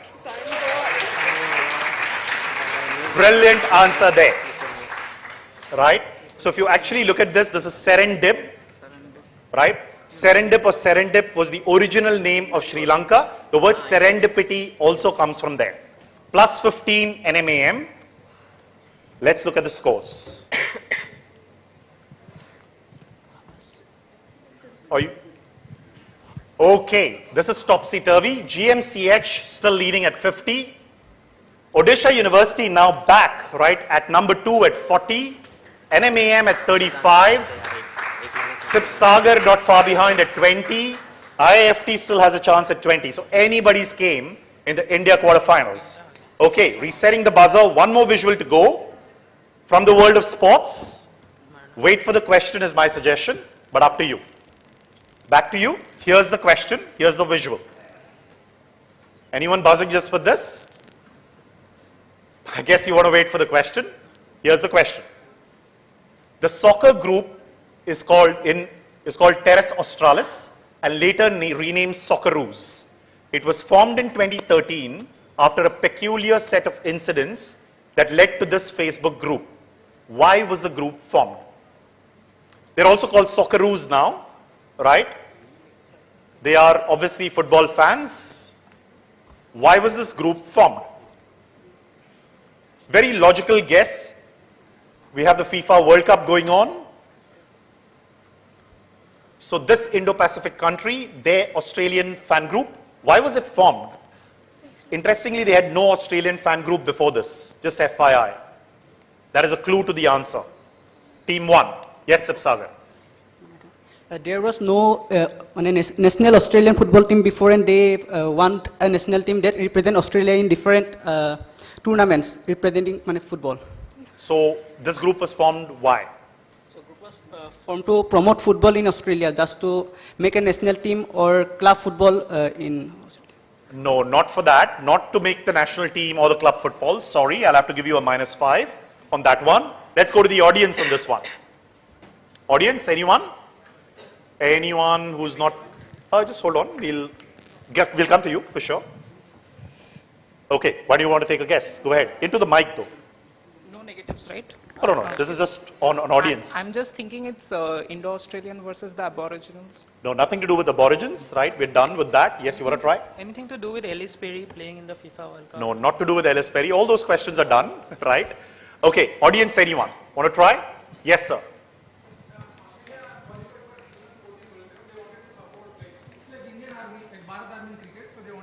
Yeah, but why did they want to support? Because they were in the first Football World Cup, I guess. So for that. Okay, that's all true, but why did they even set up a group like this? This is a very interesting one. Okay, let me give you the answer. The first question that comes back to me, I guess, right? While everybody said the right thing, you said it right. Australia qualified for the World Cup. Interestingly, even for their home matches, nobody was coming to the stadiums because they didn't have a single fan group in Australia. So these folks formed a Facebook group and they formed the first official fan group, and people started pouring into the stadiums only after that.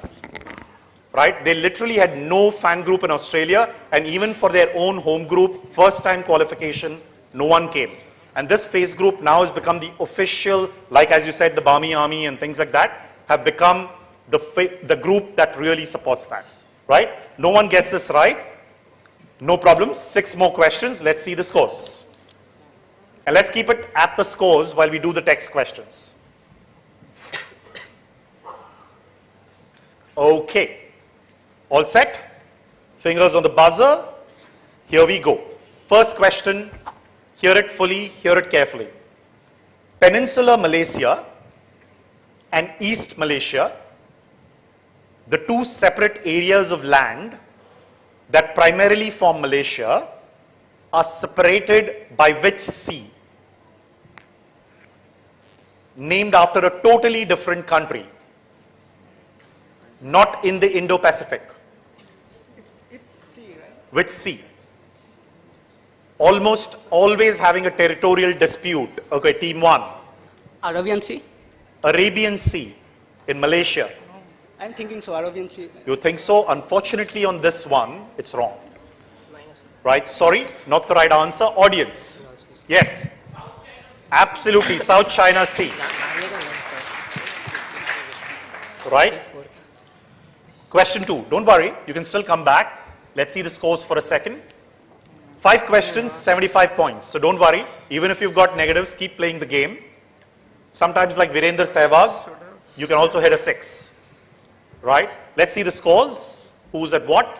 I think only Sapsagar went down, if I'm right.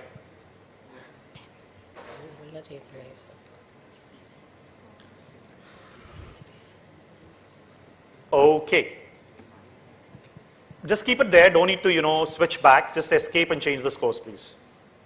All right. Don't worry. While the scores come on, let's go with the next question.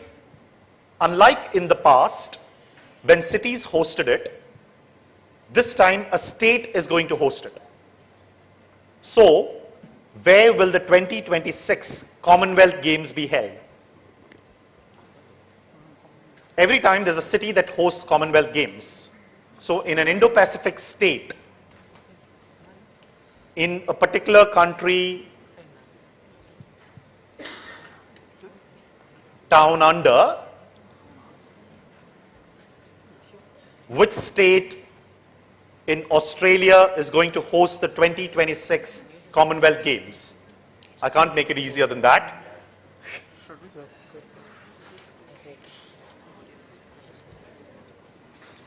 No one? With state or city? I said very clearly the question is state. Okay, final clue. You would play a game to win that would give you the name of a state. playing a game to win? Okay, team 4. Queens. Queens, you play a game to win Queens? Like chess. Oh. It's carom. No, nothing to do with that. That's not a state anyway. Sorry, that's -5. Audience, quite simple. Yes, ma'am. Yeah, go ahead. Sorry, let's go with someone at the back. Let's try our coordinator for the event. Let's see if Kishore gets this. Victoria. Absolutely right. The state of Victoria. I mean, I couldn't make it easier. You play a game to win and victory and Victoria, you know, and so on. Okay?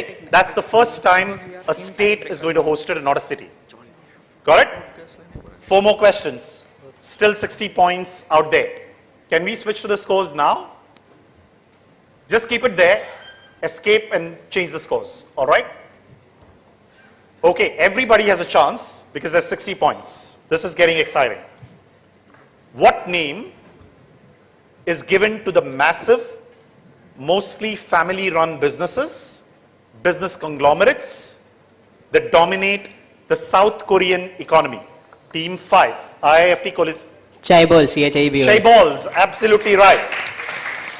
Chaebols or Chaebols, as they're called, Samsung, Hyundai, Daewoo, they're all Chaebols, right? That's the name for a conglomerate in Korean. 15 points to IIFT Kolkata. Let's update their scores and let's see the scores.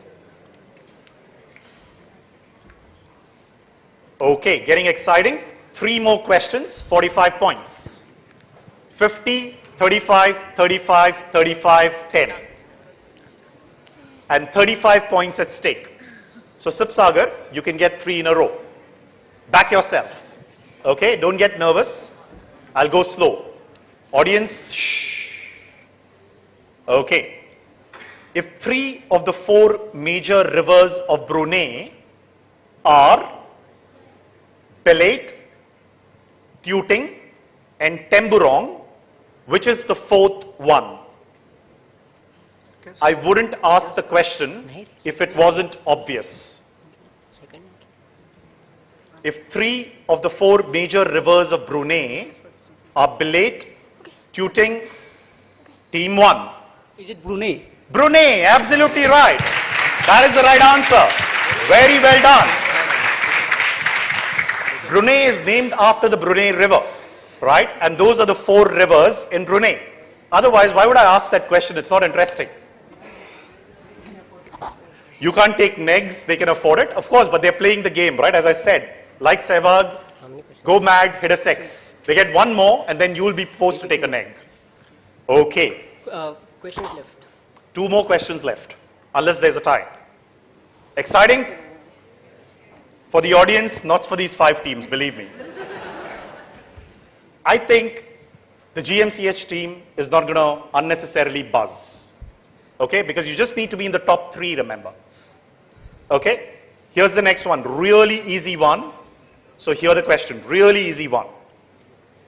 The largest city in Vietnam is Ho Chi Minh City. Okay? What was its previous name? Team 2.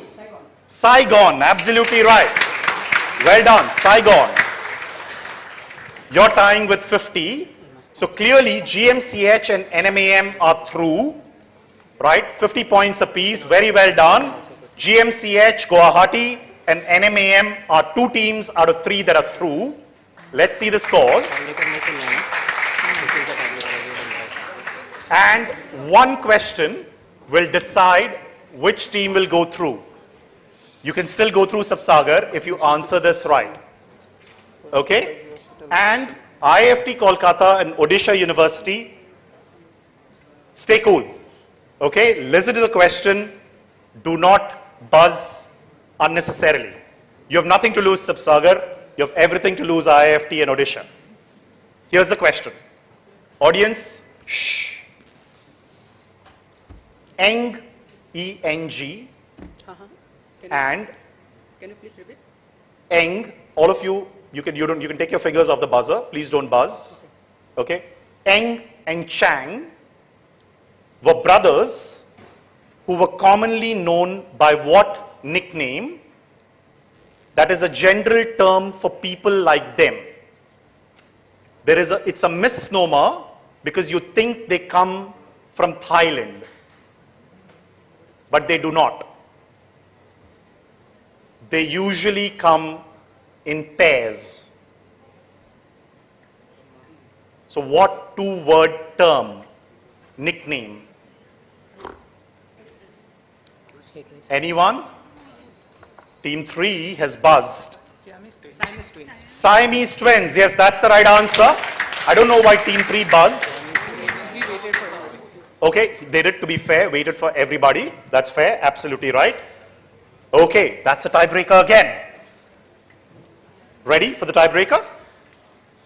The tiebreaker is between Odisha University and IIFT Kolkata, but give a big round of applause to Sibsagar. They played it hard. They played it hard. Hard luck, folks. Well done. All the way from Assam, right? Here's the question for both of you. Coming up, nothing on screen, right? From here. Simple one, but listen to the question. Okay? Whoever gets it wrong also is out. If you don't buzz, we'll go to another question. All right? So just be careful. Here's the next one. In November 2010, a statue of Jesus Christ was completed in a Polish town. The town does not matter. It was at that point in time the tallest statue of Christ in the world. The statue is 33 meters tall. Why was it deliberately 33 meters tall? Why was this particular height chosen? You can work it out, it's very simple, 33 meters.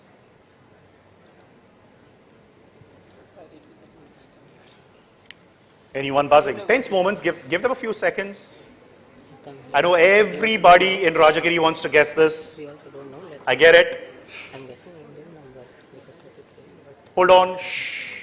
Yes, IIFT, Odisha. Anyone wants to buzz?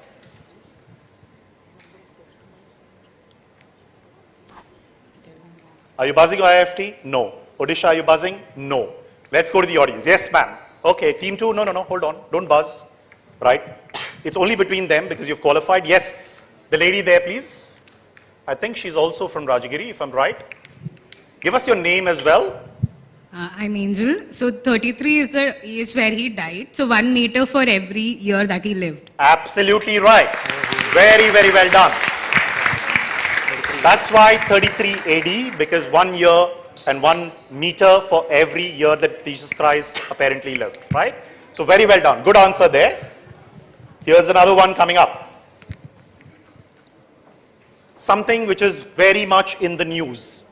If you are an American today, if you're in America, this place is in the news every day. Okay, so I'm just setting the context for you. The name of this American housing property literally means sea to lake, S-E-A to lake. Okay, because it is located between the Atlantic Ocean and Lake Worth in Florida. In 2017, its owner dubbed it the winter version of a famous American residence. Which place? Team 5 is going to take a chance. IIFT. We'll say this is Mar-a-Lago, the winter residence of the White House. You can see by the applause who's qualifying. It is Mar-a-Lago, right? Donald Trump almost made it the winter version of the White House, right? Of course, that was a nickname. Great answer. It is Mar-a-Lago, in the news every day in American politics. 15 points to you. IIFT qualifies as well. Hard luck, Odisha. Fair game. Very well guessed. Thank you to all the teams. This was a riveting quarterfinals, but we finished it, I think, in less than an hour. Well done, all the teams. Thank you very much. Hope to see you in the semi-finals. Please take your seats. We'll quickly change the sheets and switch to the next quarterfinals.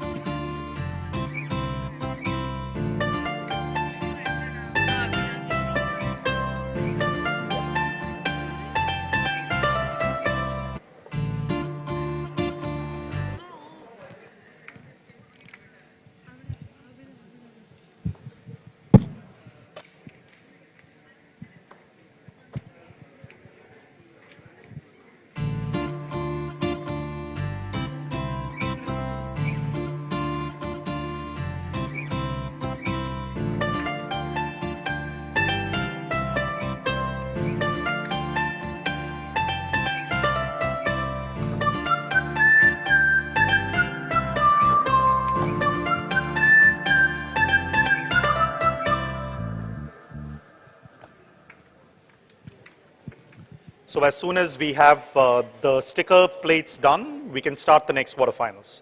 I think we're doing good time. Hopefully all of you are enjoying this. Ma'am, how many more prizes do we have left for audience? I can go ahead and ask some audience questions meanwhile. Okay, cool. 7 prizes. Okay, great.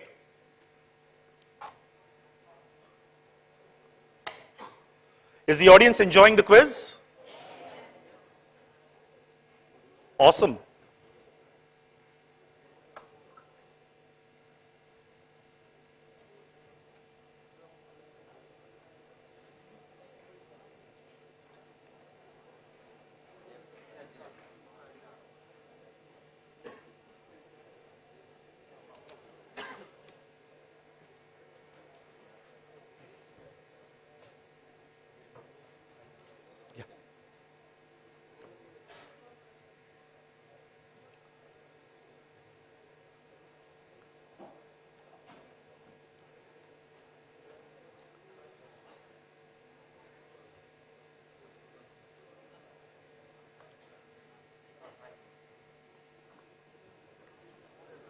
No.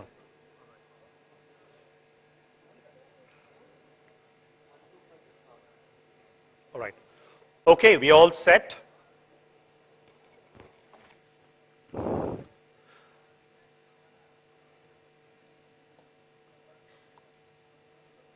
Let's go ahead and invite the next teams for the second quarterfinals of the India round of the Indo-Pacific Quiz Competition, organized by the Rajagiri College of Social Sciences and supported by the US Mission in India. Thank you to the US Mission for this fantastic platform for students. I think the students, hopefully, I can see them enjoying it, right? So thank you to all the students as well, both the national and international teams, for really keeping the enthusiasm on. And I think the previous one was a fantastic cliffhanger nail biter, as you can call it. Let's see how the next one goes, because we have 4 teams joining us. We have the Osmania Medical College, Hyderabad, joining us as the first team, Syed Hashmi and Hussein Ahmad, popular quizzers from Hyderabad.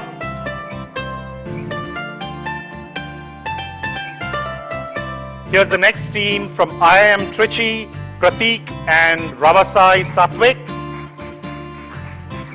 Give them a big round of applause, please.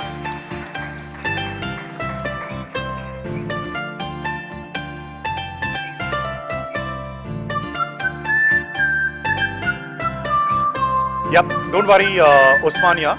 You can see the screen as well, which is why we got you at the corner. You can see the screen. Yeah. The next team is AFMC Pune, the doctors from Pune, or the yet-to-be doctors from Pune. The Armed Forces Medical College has a great quizzing tradition there. Saurabh and Ayagiri Vinaya, welcome. And then we have the Guwahati University from Guwahati, Ashwani and Anurab Sharma. Welcome to the quiz. Give them a big round of applause.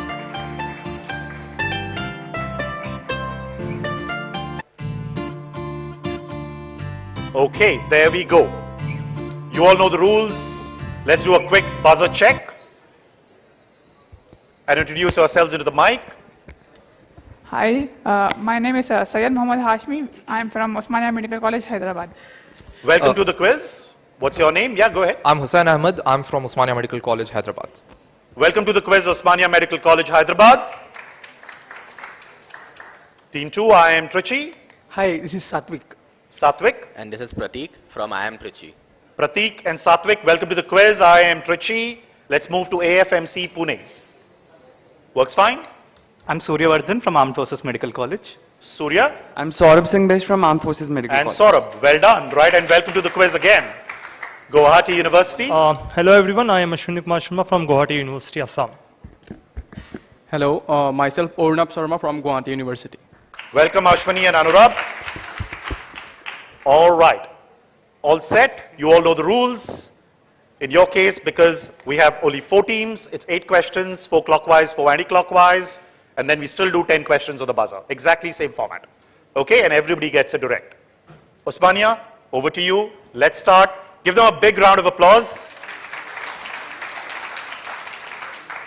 We've done 4 quarterfinals. This is the 4th quarterfinals today, right? And we're going to have fun tomorrow in the semifinals and finals as well, in perhaps one of the biggest auditoriums that this country has, over 2,500 people. So hope to see, obviously, an awesome crowd, and all of you have been an awesome crowd as well here. So thank you for making the time on a Sunday. Osmania, question 1. Let's start. Here's a question from Japan. Okay, here you go. As part of preparations for the 2020 Tokyo Olympics, the government, Team 2 was already buzzed, the government reviewed roughly 90 map symbols. One such symbol had them concerned. And this was that symbol that had them concerned. While the symbol represented a hugely popular activity for the Japanese, questions were raised about its similarity to a plate of hot food, which might confuse visitors to Japan. So people thought that this would get confusing because this looks like a plate of hot food. What relaxing activity do the Japanese associate this symbol with? Team 2 has already buzzed. So we are guessing hot springs. Hot springs, what do you mean by that? Hot bathing. Those are geological places of geological activity. The water comes out and you soak yourself in it. Do you know the specific term for it? They're called onsen. Onsen, absolutely right. You got everything right in that. Onsen hot springs, absolutely right. I guess you guys had that, right? 20 points to you, Osmania. Well done. Remember, there's just 3 out of 4 that we have to select here. So just don't be in the bottom, as my mother says. Okay, I am Trichy. Question for you. From the Philippines, here you go. These were currency notes issued in various countries by the government of which country? Why were they issued? They were famously called Mickey Mouse money by the Filipinos because eventually they became worthless. But this was real currency printed by a particular country, right? And they were called Mickey Mouse money by the Filipinos. Team 1 has buzzed. So which country government issued it and why? 2 parts.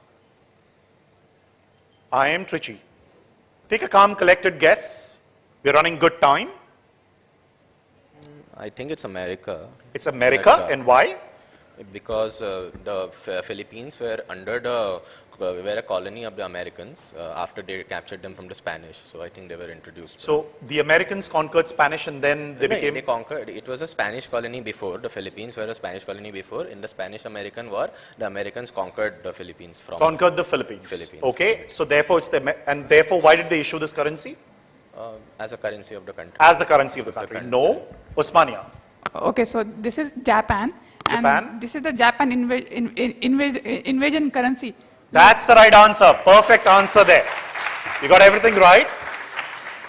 Right? This is issued by the Japanese government. It was issued to countries during the Japanese invasion, World War II, and so on and so forth, right? So every country that Japan had a war with, you know, in the last 100 years, they went out and issued new currency, and eventually it became worthless and started becoming called, in Philippines, they called it Mickey Mouse money, right? 20 points to you. 2 in a row to Osmania. Let's see if they make it a hat trick or AFMC breaks the trend. This is an interesting but easy question. Okay, AFMC, try to work it out from the question. Here you go. The Sanskrit word should be familiar to Indians. Team 1 is again buzzed for at least 5 different reasons. In India, it means region, but in other Asian countries, it means nation. Thus, the Lao word pathet and the Thai word prathet are all derived from this very Sanskrit word. What word are we talking about that Indians should know Pradesh. for at least 5 different reasons? Pradesh. Yeah. Pradesh. Pradesh. And why 5 different reasons? Uttar Pradesh, Andhra Pradesh. Uttar Pradesh, Andhra Pradesh, Arunachal Pradesh. Arunachal Pradesh, Himachal Pradesh. Himachal Pradesh, Madhya Pradesh. Madhya Pradesh. That's right. Absolutely right. It is Pradesh, and everywhere else it's called Prathet or Pathet. Right? It comes from the same Sanskrit root, and this is the word Pradesh. Very well done, AFMC Pune. 20 points to you. Hat-trick broken. Guwahati University, question direct to you. Nice and easy one, right? Should be guessable, but you never know. Here's a question. While routinely not part of ordinary trains, the Indian Railways maintains a significant number of these bogies, which either gets attached to normal trains or get formed into special trains. Who or what are these bogies for? Hold on, I have to wait for the buzzer. Anyone buzzing? 5, 4, 3, 2, 1. Okay, Guwahati seem to know the answer. Since I have personally traveled in this too, these are specially reserved for the Indian military personnels. The intermilitary personnel. Indian military personnel. Indian So the military military personnel specifically. So Why did you travel on that? Like I was part of my NCC during my graduation days. So like while we did not have a reservation, so like the army helped us to Got it. reach from New Delhi to Guwahati. Got it. Do the military men think it's right? You don't know? Okay, absolutely right. These are famously called military coaches, right? Dark green, right? You can see it says military out here on the visual as well, if it's clear on the screen there, right? These are military coaches specially done for emergency purposes or rescue operations, floods and so on, and therefore they are attached to normal or they run as special trains. Great answer, Guwahati University, 20 points to you. Let's look at the scores at this point in time. I think it's even Stevens almost, right? 40 points to Osmania University, 20 to AFMC, 20 to Guwahati. It's only 4 questions, don't worry, you can be back in the quiz very, very quickly. Let's go anti-clockwise now, switch back to my screen. All right, starting with you, Guwahati University. First question, be careful on this one. I need a specific answer. Here's the first one coming up.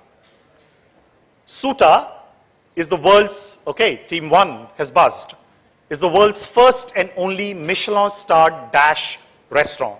What specific specialty do they have?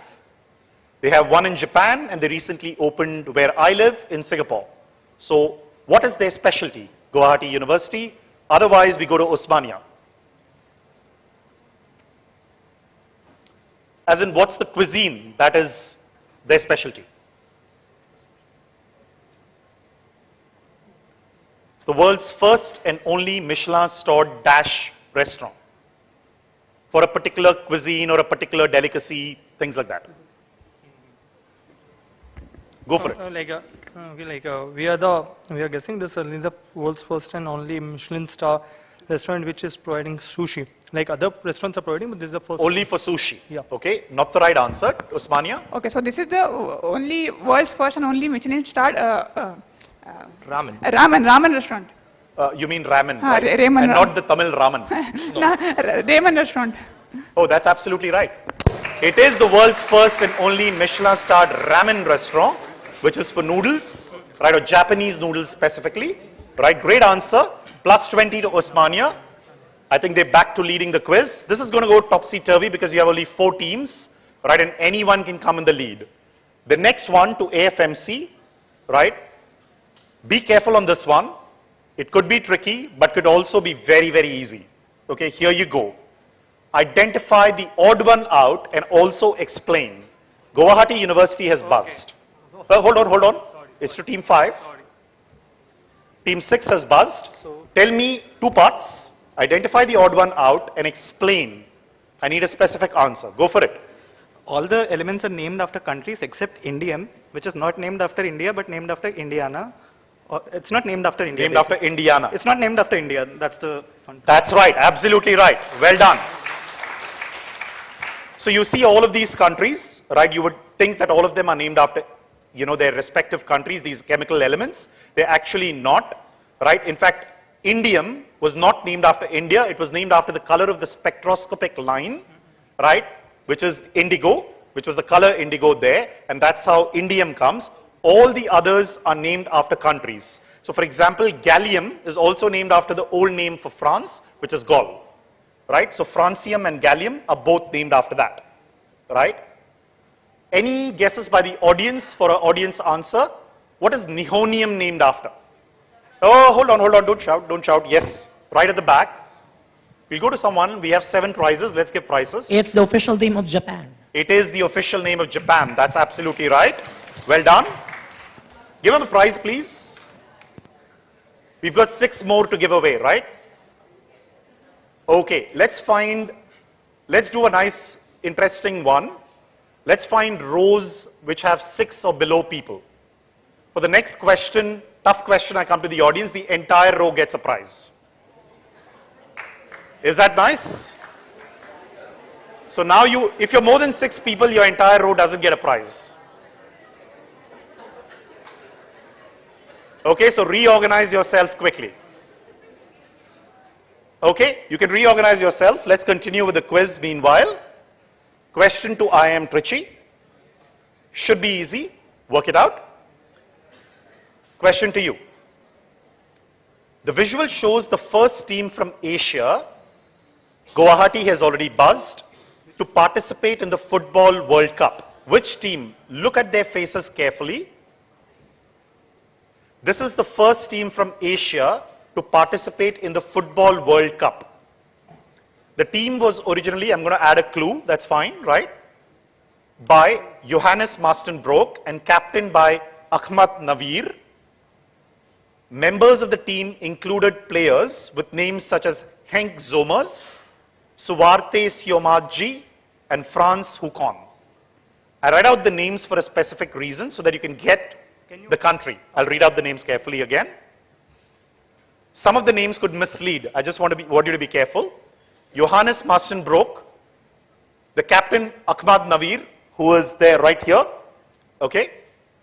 The person with that doll, okay? The other members of the team were Henk Zomers. The team I think that should give you the biggest clue is Suwarte, S-U-V-A-R-T-E, S-O-E-D-A-R-M-A-D-G-I, and Frans Hoekon, H-U-K-O-N. I think the team Hold on. Who's buzz? 6, it's yours. Yeah, so it is Indonesia. At that time, it was called the Dutch East Indies. You got everything right. Okay, Dutch East Indies, which is now called Indonesia. They played only one match in the 1938 World Cup, losing to Hungary, 6-0, unfortunately. Right, good answering, 20 points IIM Trichy. Osmania, your direct coming up. 2 parts to the question, so be careful if you're buzzing. Here you go. In 2020, activists along with a certain Japanese company launched a campaign called Redefine CRS, aimed at Merriam-Webster, the dictionary, which had an entry called Chinese Restaurant Syndrome. Okay, that entry, by the way, still exists. What myth was this entry against? I can tell you, I think I subscribe to the Chinese Restaurant Syndrome because I had Chinese yesterday. Alternatively, and it can be confirmed, true story, alternatively, which company, ironically Japanese, is behind the campaign Redefine Chinese Restaurant Syndrome? Anyone buzzing? It's almost like, you know, a similar Indian term that is there. I need a specific answer. What is the myth? There is a similar Indian term as well. Like Chinese Restaurant Syndrome, there is a similar Indian term. But I'm not looking for the Indian term. I just want to know what is the myth. Okay, team 2 just buzzed. No problem. We'll come to you. You just about buzzed. Go for it. No, a certain proper noun would... You give me whatever you have, whether it's proper noun, you know, improper noun, doesn't matter. Just don't make it improper. Yeah, okay. So the myth is that monosodium glutamate will cause sicknesses like headache and nausea. Okay, and what's the Japanese company? Ajinomoto. Both parts absolutely right. You got both parts right, They were a bit doubtful. The myth is that, as all of you know, in Indian Chinese especially, there's a lot of monosodium glutamate that is used, right? And typically everybody gets what Indians call Delhi belly, right? And the company is Ajinomoto, right? Which is the most famous company that produces MSG. Ajinomoto obviously thinks that that's not true and came up with this thing because of this dictionary entry called Chinese Restaurant Syndrome, right? That people get stomach upsets and so on and so forth. Plus 20 Osmania. Let's see the scores at this point in time. 80 Osmania, 40 AFMC, 20 IIM Trichy, Guwahati at 20 as well. Okay, even Stevens, don't worry. 10 more questions. Everything can change in the rapid fire, as all of you know. Let's switch to the rapid fire round. Okay, you know how it goes. 10 questions, plus 15, minus 5. I show you the visual. You have to give me the question and the answer if you buzz without the question. Okay? First question coming up on the buzzer. Stay sharp. Here you go. You have to work this one out, so I wouldn't recommend you buzz. Ooh, wow, team 1's buzzing. I need the question. Yeah. So this is dowel. No, I want the question. What does that signify? No, what is this piece of jewelry inspired by? Huh. Inspired so by? this is the dowel, which dowel? is inspired by the Chinese. These are the straw hats that the Vietnamese people wear. Okay. Chinese straw hats and. Can I make one small request? Right? I'm going to trouble someone. Can I have you, ma'am, come up once? Just come up once. We'll try a slightly different thought experiment. Come that side. Don't worry, I'm not going to embarrass you. Right? Look into Osmania's monitor. Oh dear. Can they already see the question and the answer? Because they got it absolutely right. How did they do that? She was so worried, like sweating going up. I just wanted to check whether you can already see the question and the answer. I don't know how you do this. They got the exact question as well, right? What is the inspiration from their everyday lives? They got the exact answer as well, right? The farmer hats or the straw hats. Very, very popular if you went to Thailand, you went to many, many Indo-Pacific countries. This is what are called the farmer hats or the straw hats. And this piece of jewelry comes from there. Right, great answer there. Plus 15 to you on this one. Okay, they are like on fire today. Here you go. Next one, be careful. I'll show you a visual, but again, you never know. Osmania has magical powers. Here you go. Next question coming up. Whoa. Now I'm like going to ask someone to come here and check my monitor. So this is I was so wrong and I am sorry. So I was so wrong and I am sorry. That's what it means. This is a joke. This Yeah, is a meme. I was so wrong, the dress, and I am sorry. What's the question? The question is fill in the blanks or the.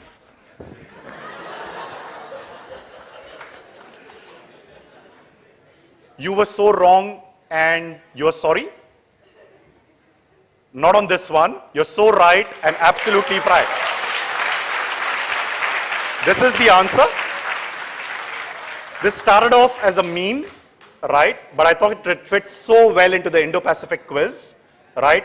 Tweeted by a very famous Indian tweeter, right? He said, I was so wrong and I'm sorry, right? Trying to give a pun, but it came two different, things. This is also interestingly the origin of the sarong and the sari. A lot of people think the sari gave the sarong. It's actually the other way around. The sarong gave the sari. All right? So there is a myth, and that's how the tweet came in from a fashion designer. Great answer, Osmania. After this, someone will have to really hold that fellow's hand because someone's going to really doubt that I've leaked the questions. I haven't even met the guy before this. Okay, here's the next one. If you get this question right as well, right? Because people are anyway going to believe that you actually probably bribed me. You might as well bribe me. Okay, here you go. Question, visual coming up first.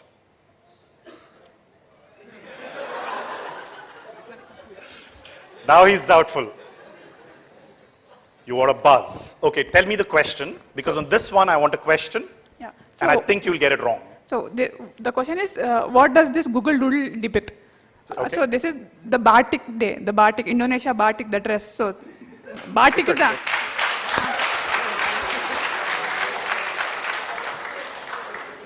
You want to see the lady, what she's doing there? Okay, do any of you folks want to compete against with this guy in the finals? Shall we just give him a walkover? You know what, if I was any other quizzer and I was not fair, I would have actually changed the question. You know what I would have changed the question to? Because you never know, you'll know that too. Let me change the question for you. No, I'm going to give you the full points, but I'll still change the question. Because this has happened to me in quizzes before, right? In fact, let me give you a story. Rajagiri hosted this quiz, right?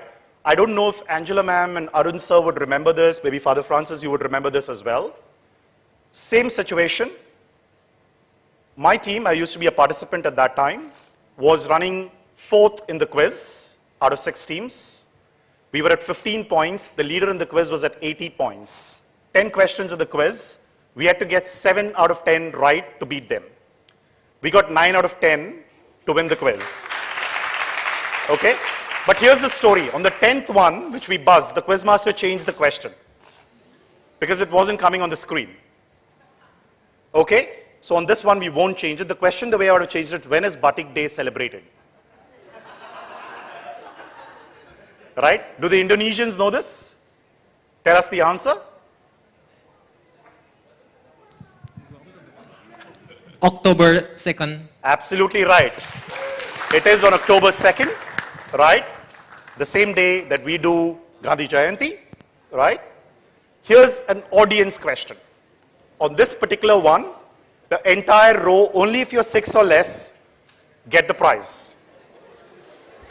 Now everybody is like, okay, why did I think of this? Audience question. We all know that the World Batik Day from Indonesia, but we all know the batik very, very popularly thanks to a global, head of state. No, none of you, please. Oh, my father-in-law seems to know. Okay, I didn't tell him the answer, believe me. If he gets it right, okay, so this is the question, which leader made the batik really popular worldwide? No, leader, I want the name of a leader. You don't know? Okay, no problems. Good, if you got it right, people will doubt more. Anyone else? Which world leader made the batik really popular? Yes, that row there, the person with the mask or the other person. Yeah, you're on the same row. But you have more than 6 people? I will go with Mahathir Mohamad. No, not Mahathir Mohamad. Who made it very, very popular? Yes, the lady, the organizing team there. Either they're going to embarrass themselves as Kishore is laughing, or they know the answer. Yes, go ahead. Mandela. Nelson Mandela. Nelson Mandela. 4 prizes away there, please. It is Nelson Mandela. So we still have 2 prizes, don't worry. That's 4. Very well done to the organizing team there. Right? You see, it passed 2 teams. All of you know this, I guess, from the Indonesia. Well done. Here's the final question to all of you. Right? I don't know what Osmania is going to do. Here's the next one. I've reset the buzzers. Here's a visual. Everybody's looking at Osmania. No, don't look at them. You look at yourself. Okay, here's the question. Identify the lady who now plays a very, very important role in US politics. This is the younger, photograph along with John F. Kennedy. Team 5. I'm so glad somebody else buzzed. AFMC. Is this Nancy Pelosi? Is this Nancy Pelosi? It is Nancy Pelosi. Absolutely right. Speaker of the House of Representatives in the US Congress. Absolutely right. 15 points to them. Let's look at the scores. Don't even show Osmania's score. Osmania, would you like to go back, take a seat? Have some water, refreshments, tea, what can we serve you? Right, like this guy's like unilaterally decided that if you're running late in a quiz, call Osmania University, they'll finish the quiz in like half the time. Okay, great job there. I think, this is one team that truly in this quiz, if not anything, has been entertaining and deserves a massive thunderous round of applause. Very well done. I don't know if I can even request you because you've already straight away qualified. Can you, leave the poor souls buzzing next 3? Okay. I can only request, right? Because anybody, remember 2 out of the 3 go through in the next one. AFMC is sitting okay, right? But you have 75 points at stake, nothing on screen. So keep the scores as is. I've requested Osmania to help you folks out by not giving the question. Or maybe I can just ask you, why don't you tell them the question up front? And then I can give you the answer. Okay, here you go. First one. The recent hit film, Ponniyin Selvan, all of you have heard of the movie, right? Explores the Chola dynasty with the prince, Arulmozhivarman, as he's called, as one of the central characters. What was the popular name bestowed upon the prince who would eventually become the king? Many in the audience seem to know it.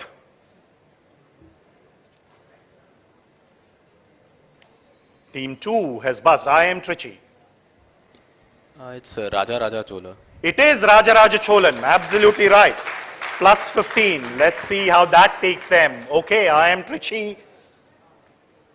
Good for them. You're at 35.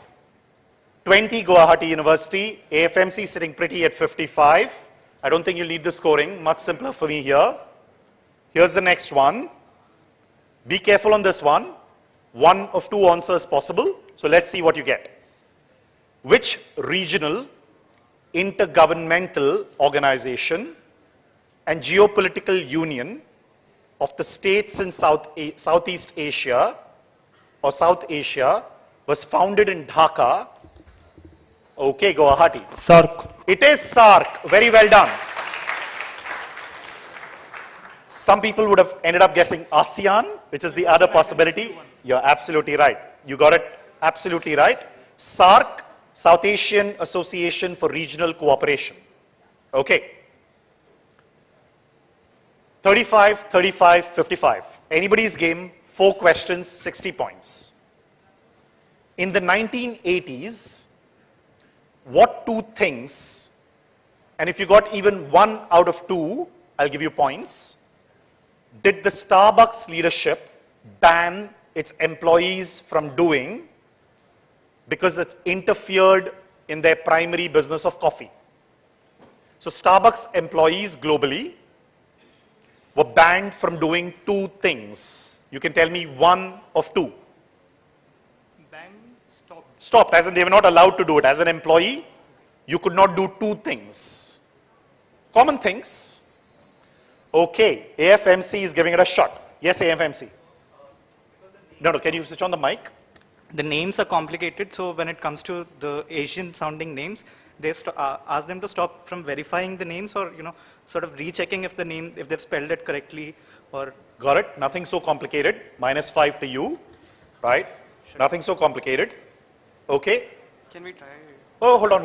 I'm going to give one more. I'm going to give you one more clue. Yeah. Right? And open again on the buzzer. And it's open to you as well, AFMC. So no problem. You can retrieve your minus back. If one of them was using perfumes when they are, in the Starbucks, what was the other?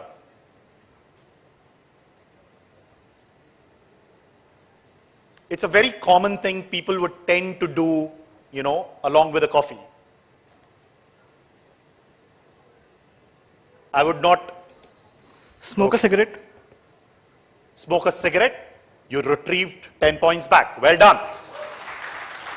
Well done. 15 points and a -5, so they get a net 10 on this one.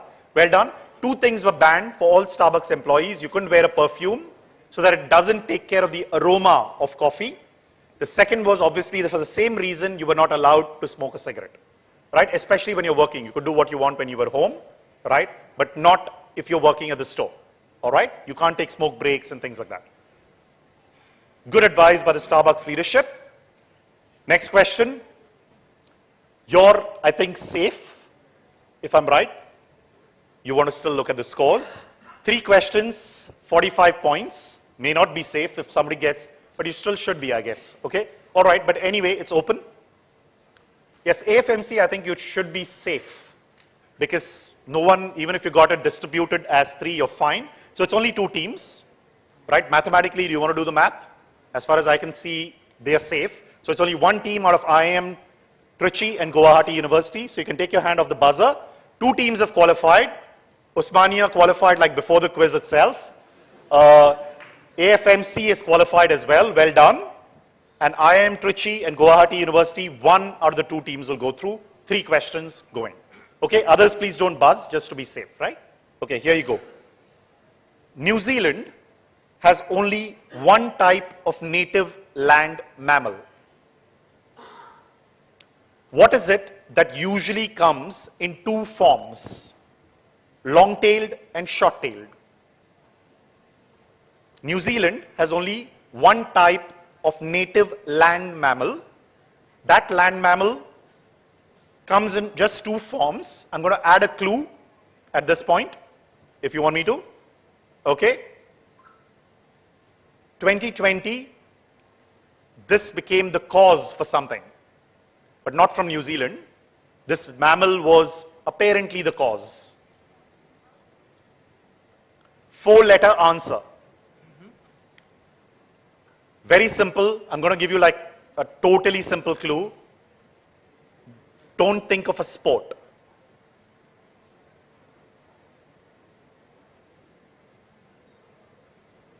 Long-tailed, short-tailed. Tense moments. Okay, team 2 is taking a guess. Okay, risky one. Is it a mongoose? Not a mongoose. -5. Sorry. Yes, sir. Right there, yeah. Go ahead. Bats. Yes, absolutely right. It's bats. Bats, right? It was purported that the coronavirus was spread because of the bats. Not from a sport. Bats. Okay? Okay. Yeah, that's why I said one time of native land mammal. Long-tailed, short-tailed. I never said anything about flying. Right? No problem. Stay close. You just need to make sure you get one right. And you need to stay strong and get one right as well. The fancily named, this is better? Yeah. Okay. The fancily named Vanda Miss Joaquim, V-A-N-D-A, Miss Joaquim, was chosen as the national flower of which country in 1981?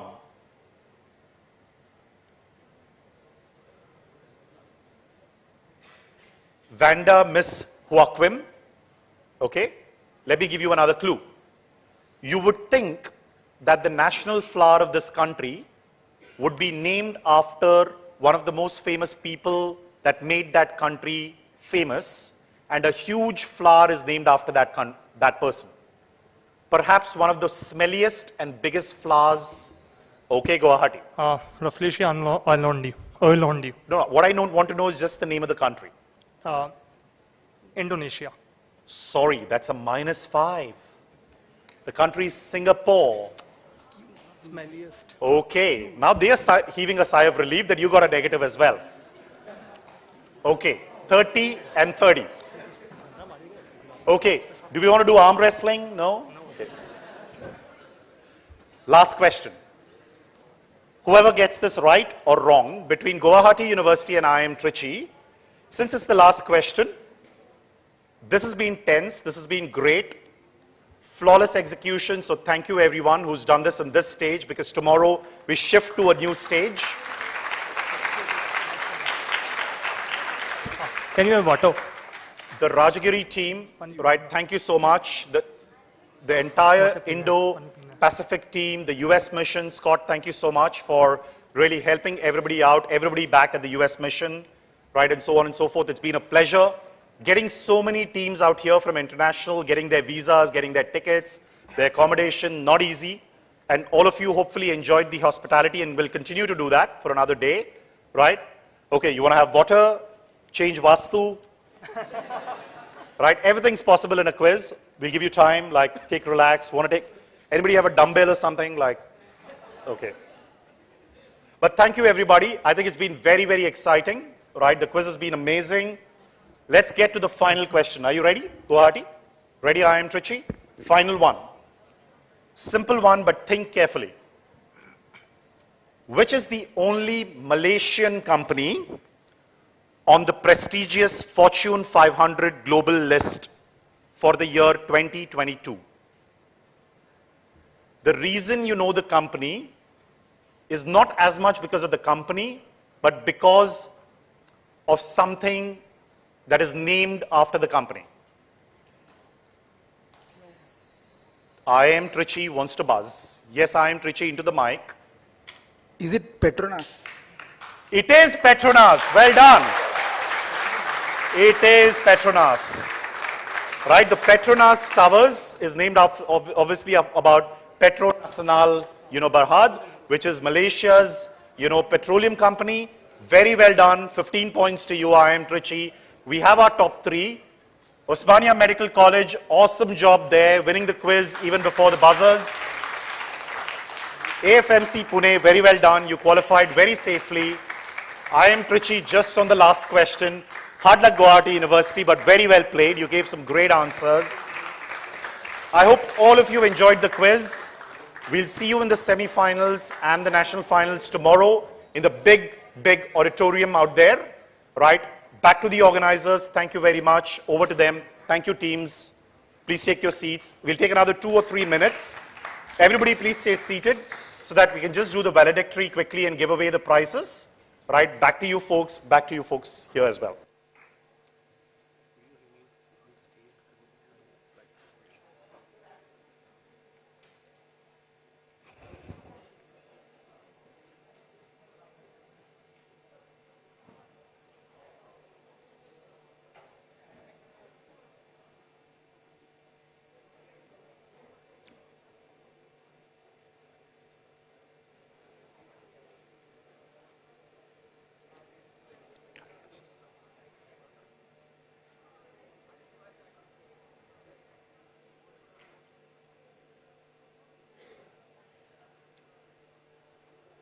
Mic be removed? Can this mic be removed? Can you just remove this mic for me? And just hold this, I need to get up. No, just hold it properly there. Yeah, because I'll hold it like, yeah. Been sitting for too long.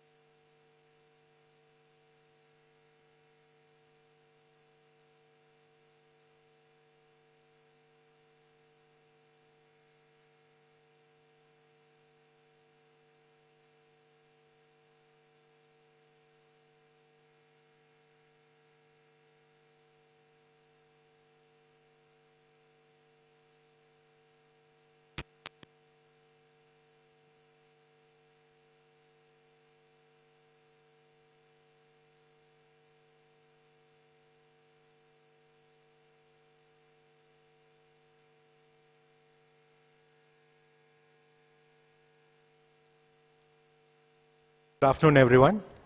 Thank you, Mitesh, once again, for holding an exceptional quiz. And congratulations to all the winners.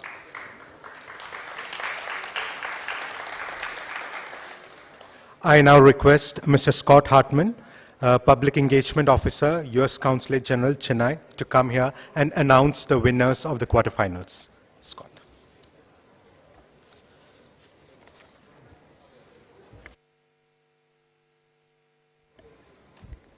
Okay, so our semifinalists from the first group of the international participants are Redwan Uz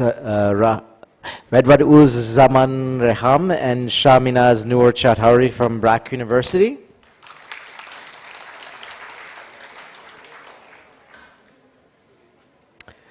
Nimsara Nadija Seneviratne and Chamika Pasan Kalhara Nandasiri from University of Morutua, Sri Lanka.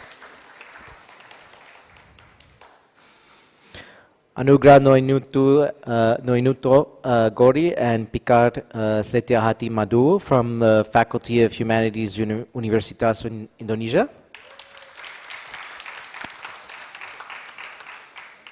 Brianna Ruth Audrey and Danny Vidyatmo from the Faculty of Social and Political Sciences, Universitas Indonesia. Abrar Billy Sanimar and Fauzan Rizki Ramzi from the Faculty of Administrative Sciences, Universitas Indonesia. And Koditu Watku, Arakige Isuru and Anuradha Kodiwaku and Amit Deshan from Rajarata University of Sri Lanka. And then our Indian semifinalists, Sayan Mazumdar and Bishwayan Bhattacharjee from the Government Medical College Hospital in Chandigarh. Swastika and Sri Krishna from NMAM Institute of Technology, Karnataka.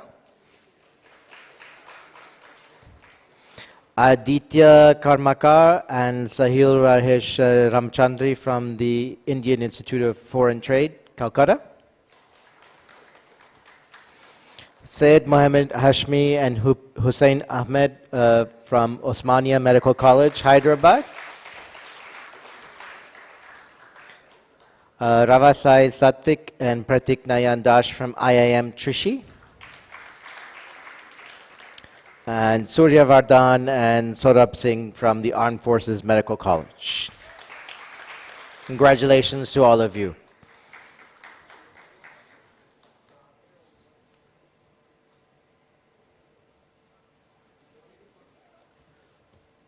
Thank you, Scott. We have 8 teams that failed to qualify for the semifinals. However, we appreciate your participation here and hope you had a good time. I request Mr. Scott Hartman once again to give away trophies for the teams. First up on stage, can I call upon Saranga Dilhan and Johan Fernando from the University of Perdenia, Sri Lanka.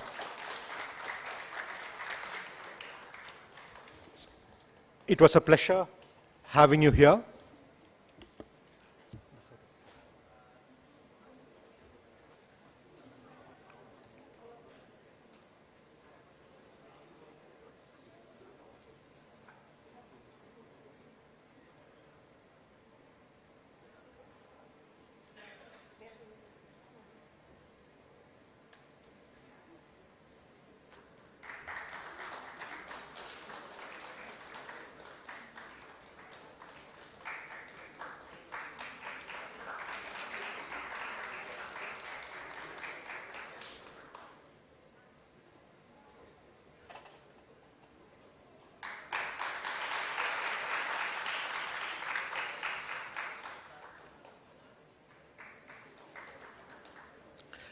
Next up, we have Ergan Togatorop and Anti Muhammad Rifki Shadiki, representing PPM School of Management, Indonesia.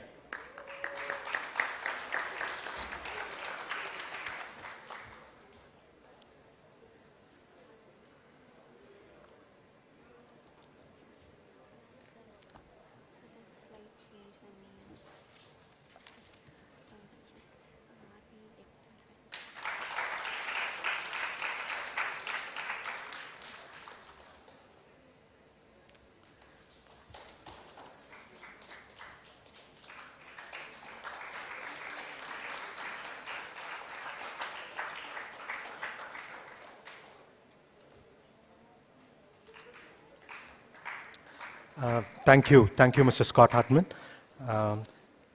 I request Dr. Binoy Joseph, Principal, Rajgiri College of Social Sciences, Autonomous, to please come on stage and give away the trophies.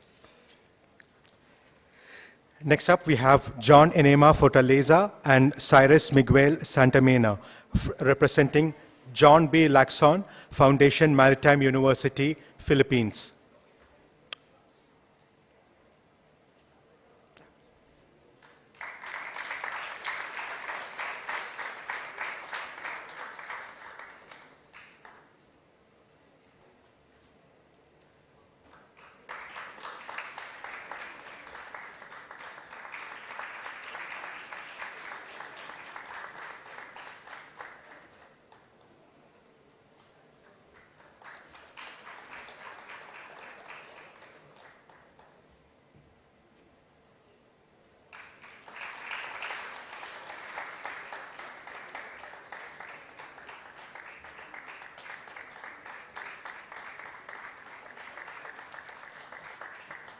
Representing Universitas Airlangga, we had Noor Muhammad Syed and Maisenisa Noor Octaviani.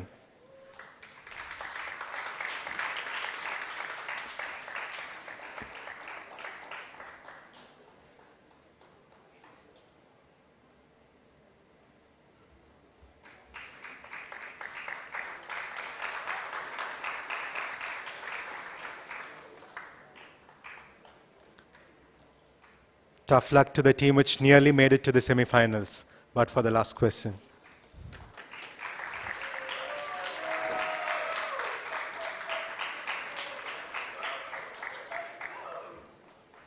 Thank you, sir. Could I request Father Francis Sebastian to come on stage to give away the next awards, please? From the University of Dhaka, we had Muhammad Mahbubur Rahman and Zami Abdullah Sudman.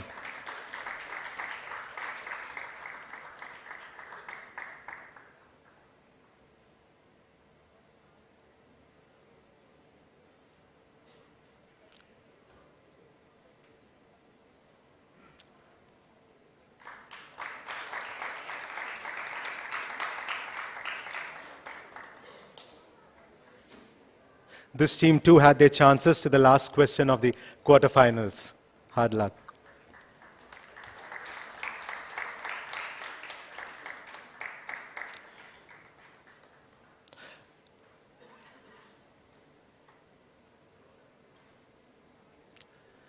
Next, we have the first of our Indian teams, Imandar Saikia and Nabnita Bhuyan, representing Sibsagar College, Assam.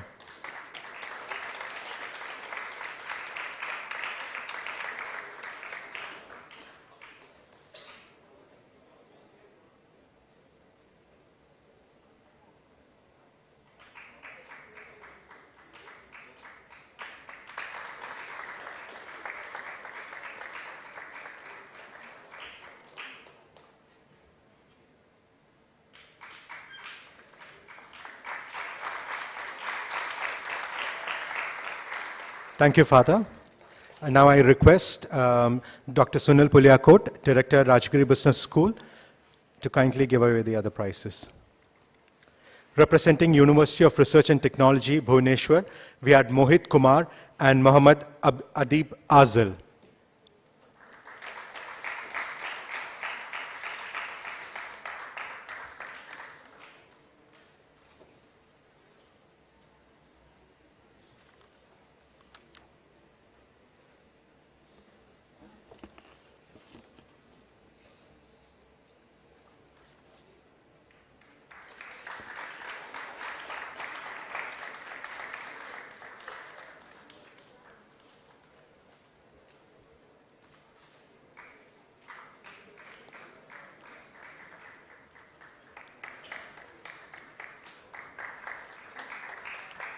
And finally, representing Guwahati University, we had Ashwini Kumar Sharma and Arunabh Sharma.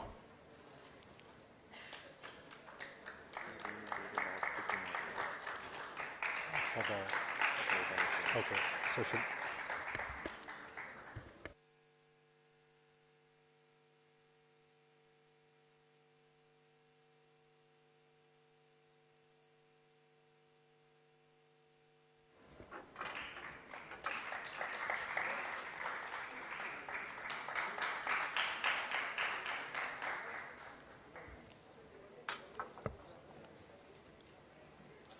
Thank you, sir. I request all the candidates, all the participants to stay back for a group photograph. I leave the floor for our student coordinator, Keshav.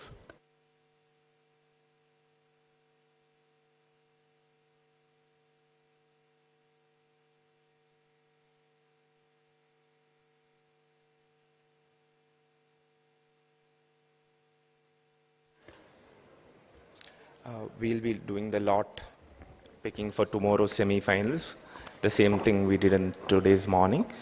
So the international participants who qualified for the semi-finals, if you could come out as we call your names. BRAC University. Any one of you will be fine just to pick the lots. University of Moratuwa.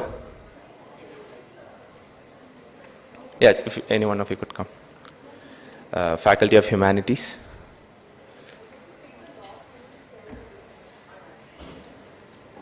So first, BRAC University.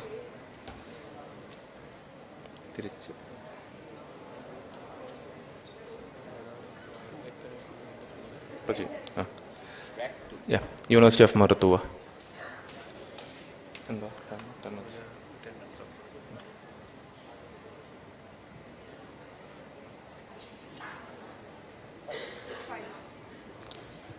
Faculty of Humanities.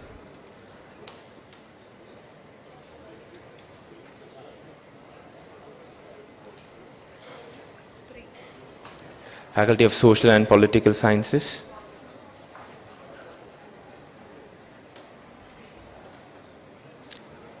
Followed by Faculty of Administrative Sciences and the Rajaratha University of Sri Lanka.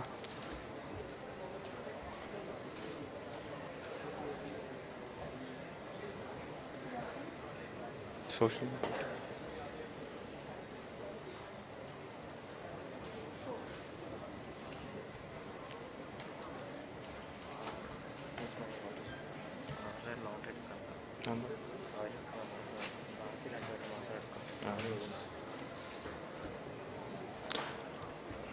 That's what that will be one. One. Yeah. And for the Indian participants, GMCH.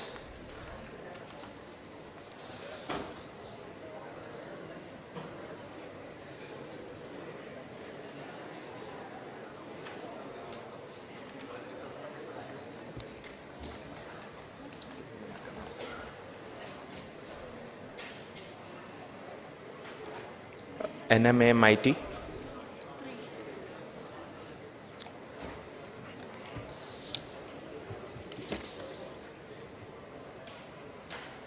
IIFT.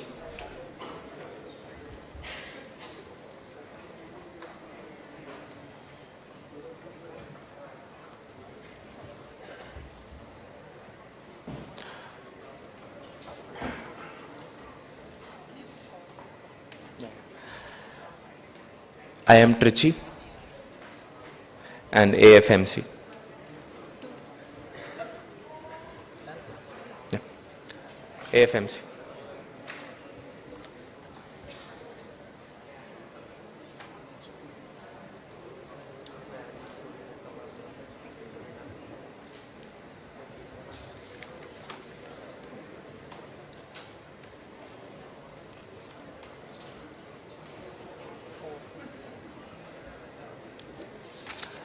Contestants, please assemble for the group photograph.